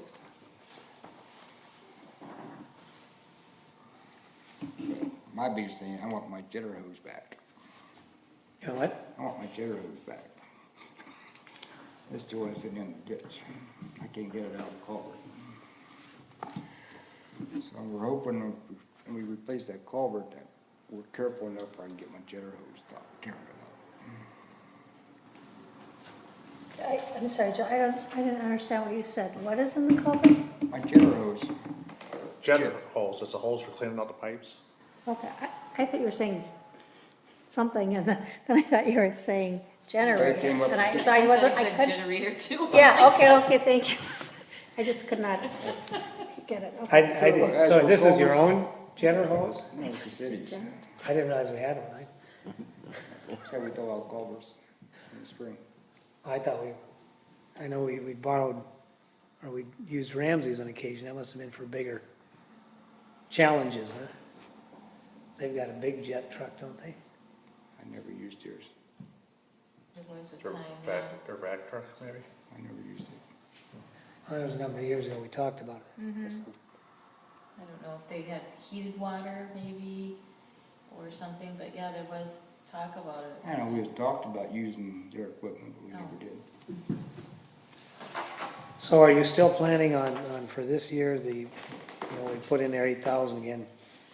Typically, we don't spend that much, but that was Right. this year we went over.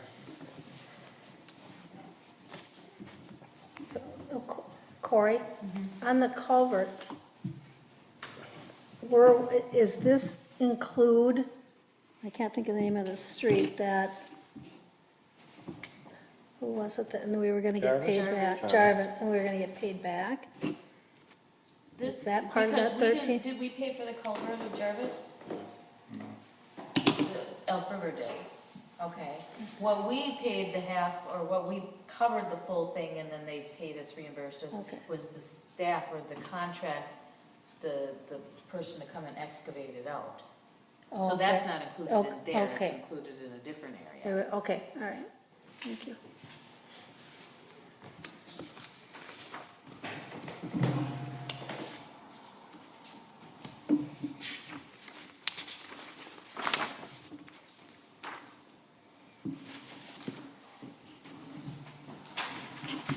So we've got small tools and minor equipment, we've gone over $450. Anticipating more this year, I mean, this is through mid-June, we're over the budgeted amount, is that something we need to take a look at for next year? No, I think we'll be fine. I'm guessing we're gonna have more expenditures this year though. It's a given. We're Right. only in July. Right. But do you think that 2,300 or 2,380 for next year is sufficient? Well, in 2016, we went 2385, 86. 2014, we were 2024, and 2015. Take it up to 24.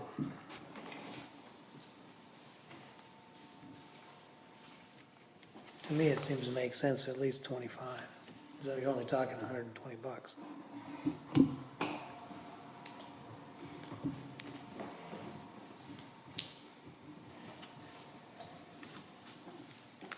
Can we adjust some of that around with, any plans for computer office equipment Well, that's what specifically I'm for Road and thinking. Bridge? I'm just looking at where we're already over Okay. or near, and then we can come back and say, okay, where else can we tweak? And I kind of, to me, that's our assignment between now and our next meeting, is take a look at this and then suggest to Joe, I would say, what else can we do here? Rather than trying to get it all through in the next 20 minutes. And repairs and maintenance, we budgeted 10,000, we're already at 12. What was that? Would that have been where Jarvis came in? Do you know?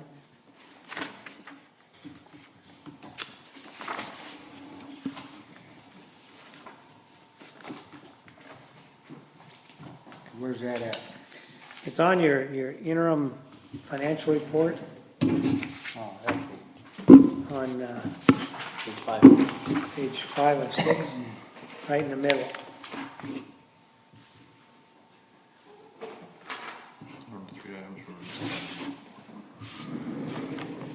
And this was repair, maintenance, contractual, Yep, and that we were at 10,000 and we were over? yeah, we're about 12. Okay, what this covered was Collin Brothers Towing, Ziegler, A&B Welding, Nowland Garage, Hydraulic Specialty, card member services, I'd have to research what that was, and then another Ziegler. So we had two Zieglers, one at $3,700, $3,763, and then another one at $4,163. So those were your two big ticket items under there. His proposed budget, he already raised that to 14,000. What was A&B Welding? What'd they do? I don't remember, it was $530.27. That's where they put boxes on that new, What's that? they put boxes on our new truck, that 550. Oh, yeah, yeah, those step boxes or those Put storage steps on it. boxes, yeah. And the cat ones, one was for that blue truck when the radiator blew up and the air compressor blew up. That's probably the 41. And the other one, I don't know, I gotta think about which one that one's for. Oh, it was for the red truck. They serviced the transmission, some other stuff in it, air dryers.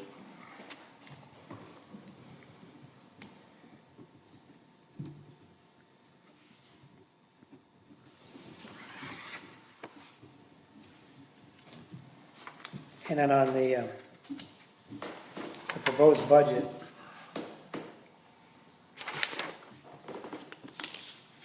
on page 6, the second item, paved streets, we dropped gravel to 3,000. 2014, we had 12 and spent 144, 12 and spent 971. 6 and spent nothing. Last year we had 6. And so far we spent nothing, so we dropped that to 3. I got that in there just for shouldering. If we have time towards the end of the fall, we start shouldering the roads.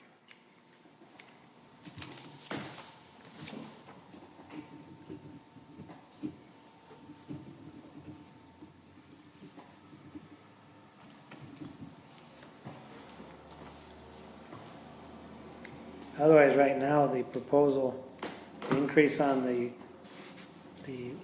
repairs on machinery and equipment went up 4,000. Gravel went down 3,000.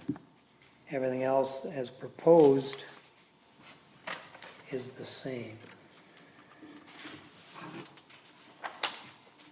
So from a road standpoint, do you see anything obvious to you right now that we're missing?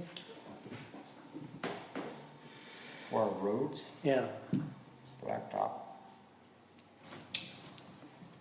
as far as the major. Blacktop is major. Yeah, but I mean, that one probably won't be in your individual budget so much as in Oh, a okay. project standpoint.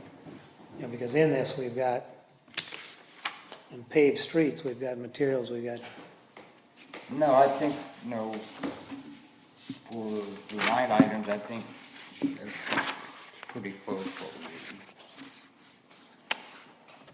Some things will go over, some things will come under, but at the end of the year, it come out, bounce out pretty close.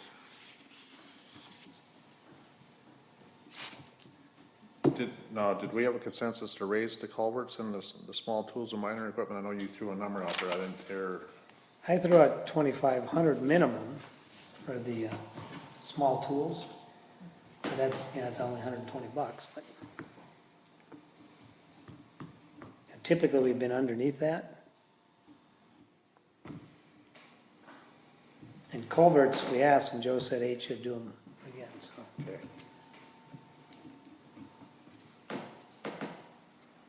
And again, I think as we look through the whole thing, we can take a look whether we want to adjust that or not, but I think, you know, based on what we're seeing, we need at least 2,500.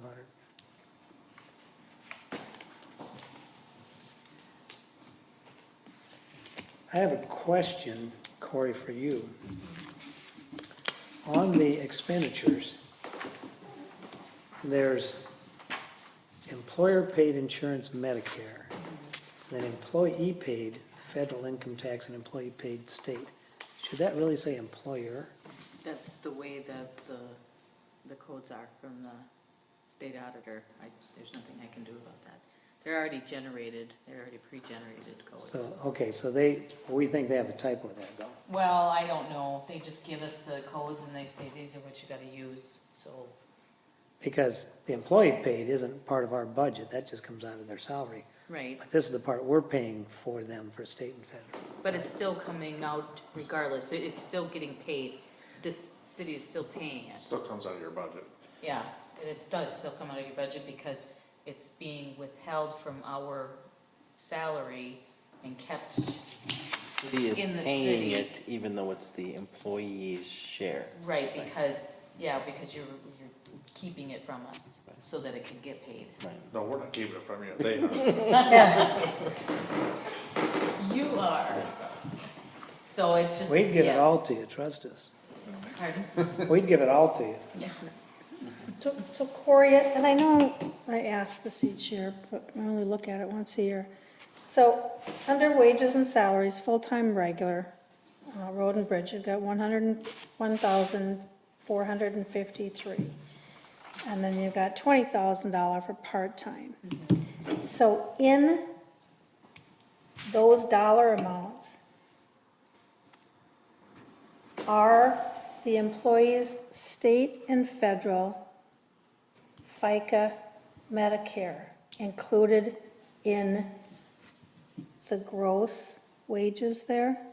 Yeah, it's all kind of figured in, so this 101,453 is what we figure gross. And then, because it's hard to calculate the breakdown of how much is actually gonna be Right. FICA and stuff, that's why when we actually spend it, that's where it gets broken out. Okay, so if you look under contributions for retirement, FICA, $4,476, is that split, say, half and half? Half is the employee and half is ours? Yeah. Okay, and the federal income tax and the state income tax, though, that is all employee. Yeah, for the federal Okay. and state, yep, and then the Medicare also includes the city's portion as well. Okay. Because how it works is when I do payroll, and then I print reports, and the reports will indicate to me how much for each line item of those. And then when I pay the taxes and go online, they get dispersed out, Between those the two, particular areas. Okay. So, I wish there was a way to split that. So when you look at Medicare, there'd be employer-paid Medicare, employee-paid Medicare. yeah, unfortunately, there There isn't just a isn't. code line item for that in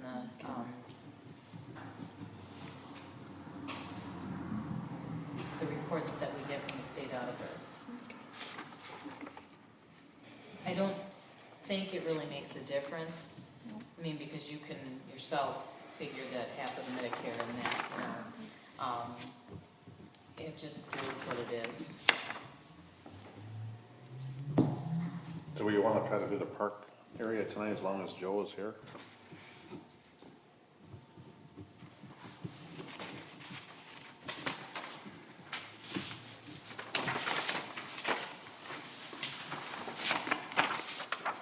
Again, looking at what we went over already,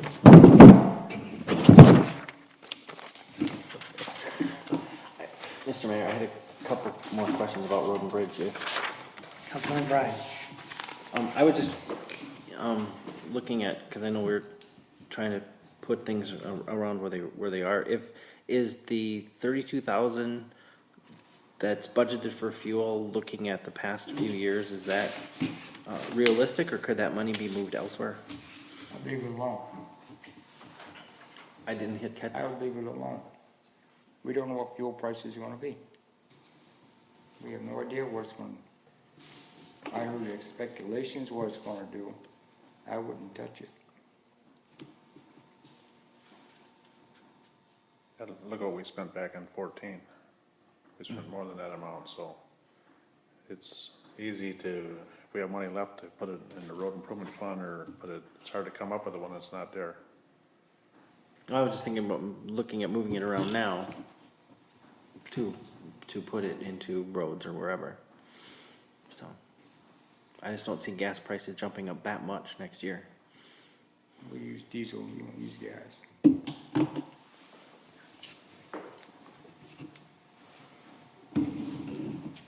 Joe, did we do the pre-buy again? No, we didn't get into that last year. We missed it. We didn't get it.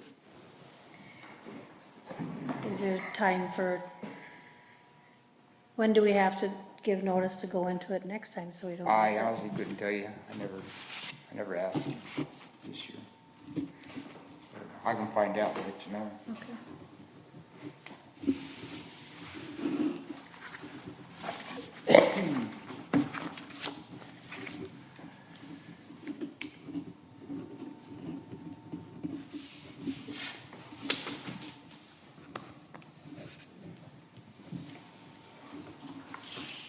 As for fuel, I probably have too much there than not enough. Randy said you can always move it. Yeah, I guess I'd say if there's an option for some pre-buy, if it's gonna make a difference, it certainly should be looked into.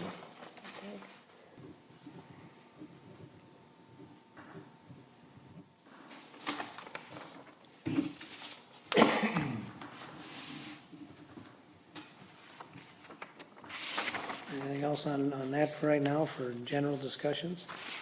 Obviously, we'll go back and look at anything more specific,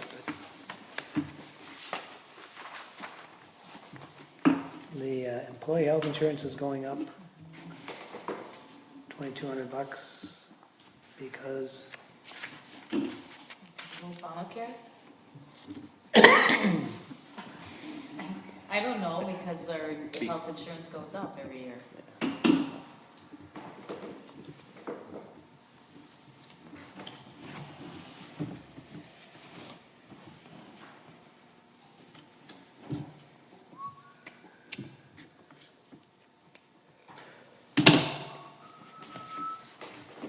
parks,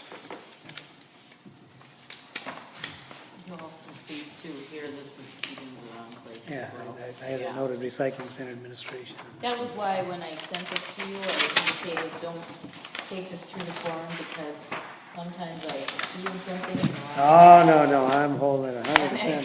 When I print the report finally, it's like, oh, that's in the wrong spot. So then I switched over to its right spot.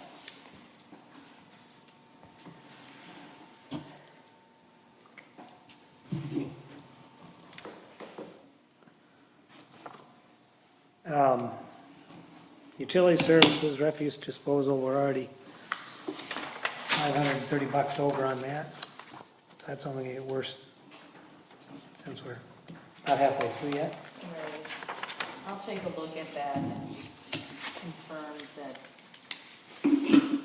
You know, it's really hard to determine how much really is park related and how much, I mean, right now, I mean, you could say probably 75% of the garbage is there is from the park.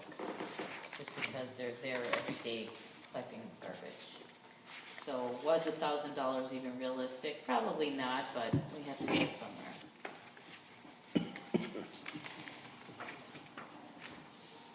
Is that making a difference, the splitting up the total bill? Yeah, because we want to make sure that we utilize some for the recycling, because we do get a lot of garbage accumulated in there, couches and stuff like that, things that they can't always generally bring someplace to recycle. So we do want to break it out some. How much, I kind of guess, I couldn't tell you. Does it matter if it comes out of all the park? Or, I think segregating it between the recycling center and general fund, yes, definitely. But where it comes out of here, not necessarily. You know, I don't know what to tell you. I think the utilities or the electric, I think is good to keep separated from the parks, because then it gives us idea how much it costs for the lights and stuff over there. But I still don't think the garbage necessarily. Oh, if that answers your question.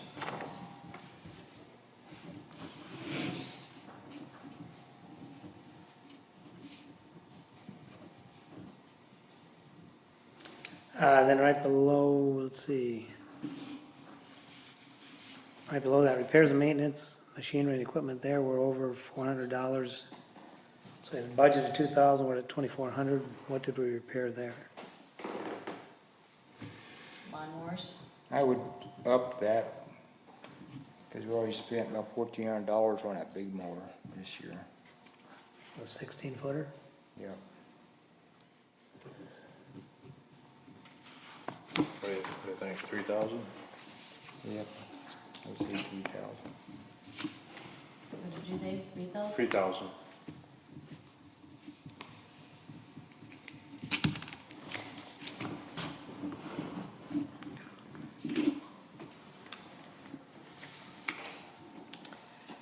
And then we rented some equipment. We didn't budget anything for it. The rental is the restrooms. So we probably want to, if we're gonna continue to rent, not the restrooms, but the porta potty, in the event, if we wanna continue to do that, we wanna allocate some money to that for rentals. What was that per month, 30? No, it's like 103. Per month? How much? 103? Is it 103? I'll have to check, I'm almost positive, or maybe that's the winter rate, 96, I think, maybe. We have, well, it's the same as the one in the recycling center, right? Right, do you have a? So we proposed $13.50 for next year for that, and it's $1,100 this year. But then we're talking about Winter switching it over to the handicap? handicap one in the winter. Right,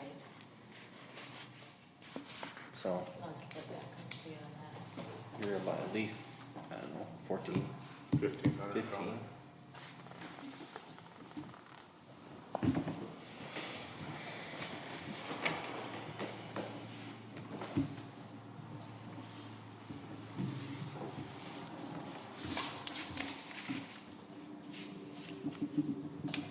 And so the original, the first draft here has everything else staying the same. I would look at the electric again. I don't know what the future is for that warming house. But if you want to put electric or whatever out there, yeah, figure that in. If we're ever gonna put electric out there at that warming house or not.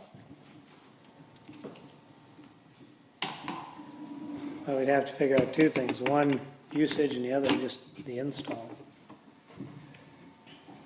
So I don't know what category the install would come underneath here. that. Probably maintenance, repair, maintenance, contractual, given that's the only type of line item that would pertain to that. Well, that could be Under under parks. park improvement. Snow. Yeah, that's definitely a possibility because it is gonna be to a building that's gonna remain there. So that definitely is a possibility to take it out of that park improvement fund.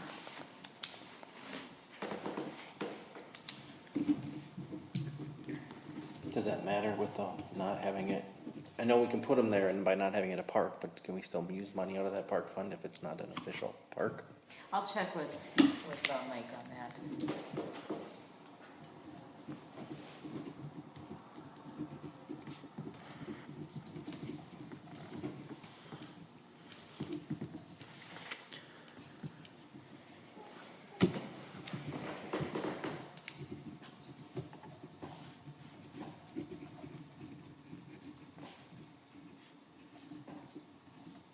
And does our time, like last year, last year, took 44 loads of water to fill it up.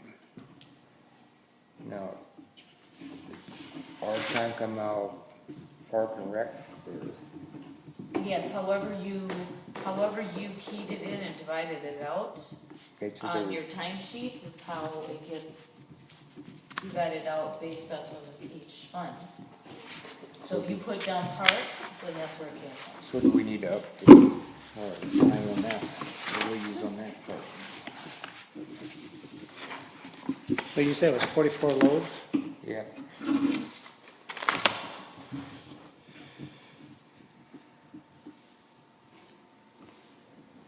So right now, there's plenty of money in there for employees, but if you can expand the ice area too, that might be, We're gonna have more. Yeah.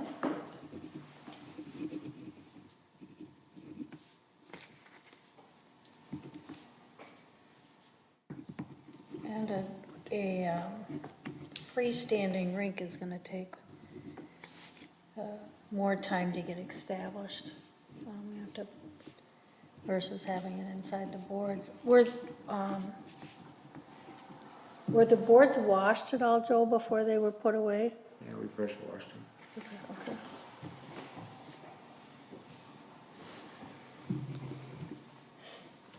So is there The enough? other, Go ahead. well, the other thing too is, will the area that the boards were in last year, what maintenance will need to be done to that area or the surrounding area? Given it was wet and cars were in there, and what kind of grading will be needed to be done? Probably not much. It's pretty flat. I mean, unless people are actually in there, like. Well, Heritage except for Days if you're gonna parking. put the other, if the recreational rink is recreational next to rink? it, that's not been prepared at all. They haven't finished leveling out what's there. But it was just a rutted area next to the rink, so.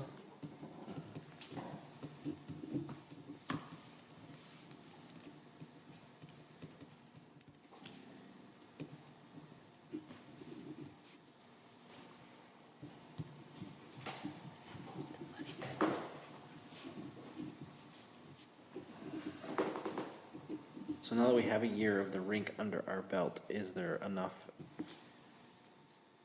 in for like landscaping materials or supplies that's gonna cover whatever's going to be needed?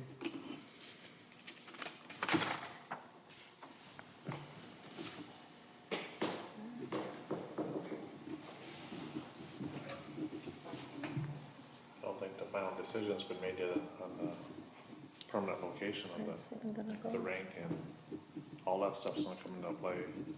Right, but just wherever it goes, stuff will probably need, you know, if there's gonna be need different mats or whatever. Yeah, but how much? I don't know. Tell them decisions soon, right?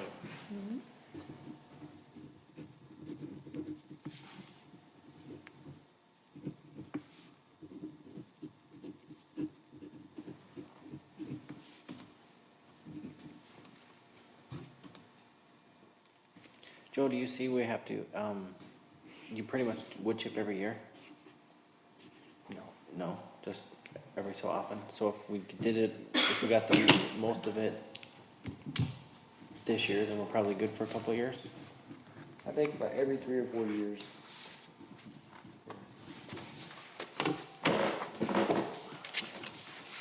All right, anything else pressing right now? We've got some things to think about, and Corey, you gonna look at a couple of them? Yeah. 904, 902. Anything else we need for right now?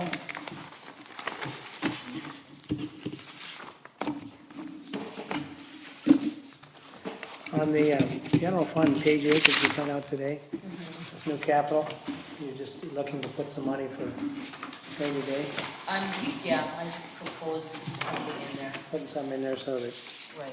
if we get some surprises, we can. Right, and then when you had said it earlier, the meeting, when you were mentioning about the job of keeping, I don't know what you're thinking, but, we don't have any of the fire department in there yet, Oh, because we're waiting for, they don't get anything. Matt.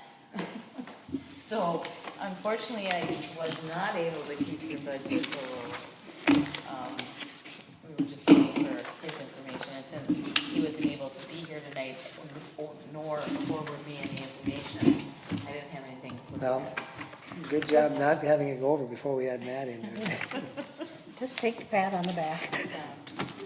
You know, we won't put any more money into. I looked at it quickly, I thought, how could we low, because some of these things went up, and we didn't take anything else down. Yeah, Are we gonna put any more money in the road improvement fund or the equipment fund this next year, following year? Well, I think now that we know what we're getting from the state, we can certainly have that discussion. And the fact that we're gonna be having a meeting on how we're gonna fund it, how much is gonna be assessed, how much is gonna be potentially levied and maybe bonded. is that the meeting date that's set?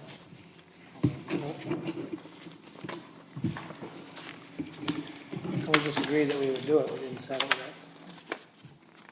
Seems though there's no budget for the fire department, we have all that money for the roads.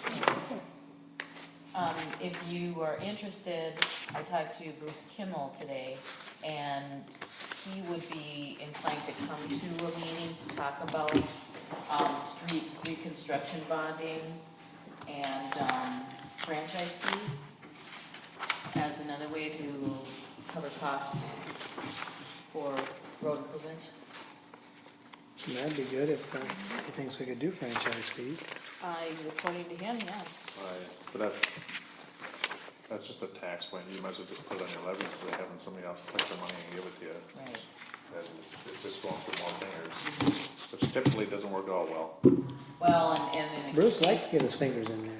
Yeah, but whoever It's collects always it for a you, fee. what do you, like Connexus or, I don't think they do it anymore, do they? Yeah, Connexus? well, Connexus don't. I think they quit. yeah, I'm not really Fuck sure. them.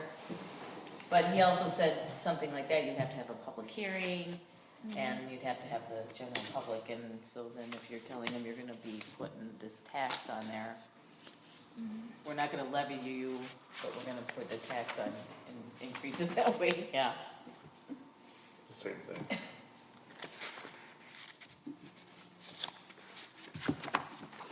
All right, I would think whatever route we go as far as how we go forward with paying for roads, that would be something we would want to invite the residents in anyway, to have their input, so.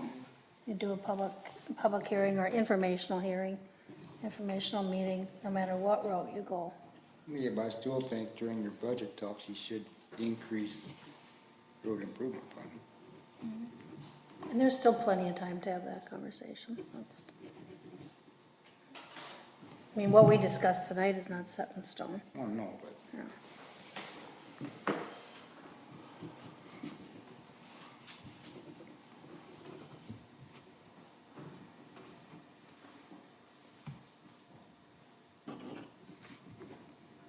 I think we should discuss, and I don't know what Joel's thoughts on this, on our staffing level.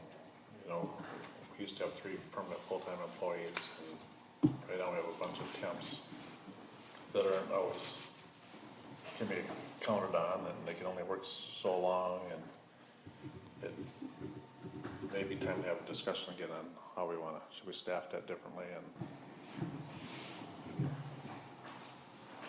So did I hear you say that Steve is back? yep.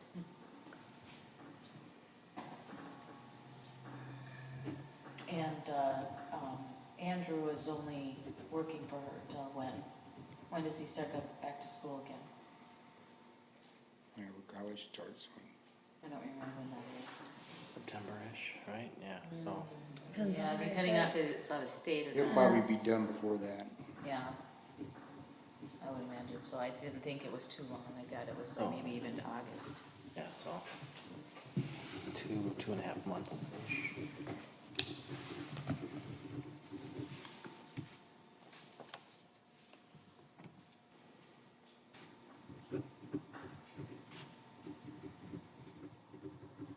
Well, I think that gets into, is there, where we were talking about possibly needing more help at the recycling center.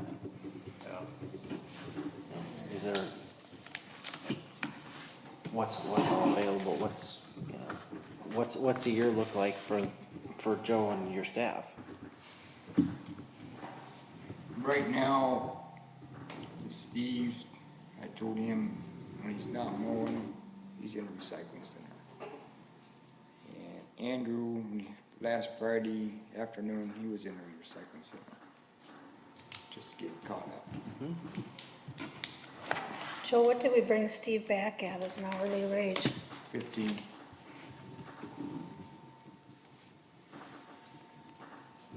And Andrew's at what? 15. And when we had Don ditch mowing, he was at 18, I I believe. think so. Yeah. So,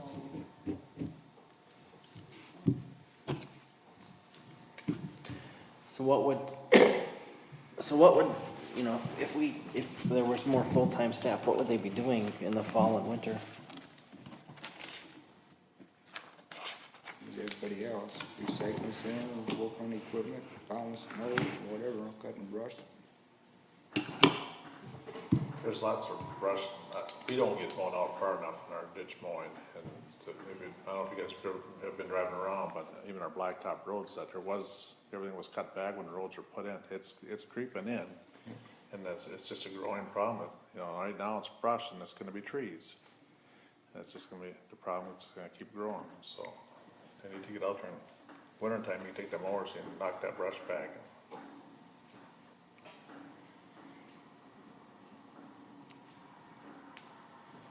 I think we need to consider, budgeting a raise for our employees too. They've only had one raise since 2007. That's a long time. So we need to think about that, and how much and how we wanna go about that, but I think our employees do a good job and deserve a raise. Thank you.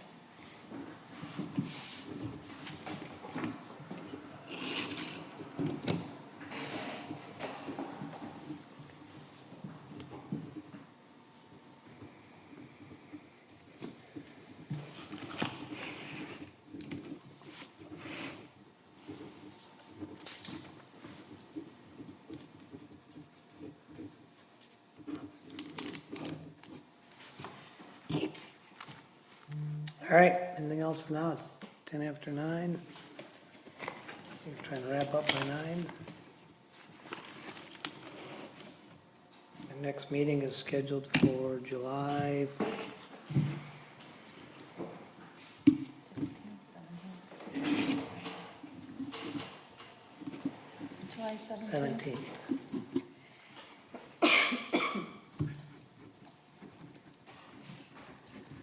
Same bat time, same bat location. Is, just a general summary of this meeting acceptable? Or do you need it to be in-depth at all, or? It's kinda hard to do when you're talking numbers sometimes. Summary? I would think Summary a was fine. summary would be Yeah. adequate.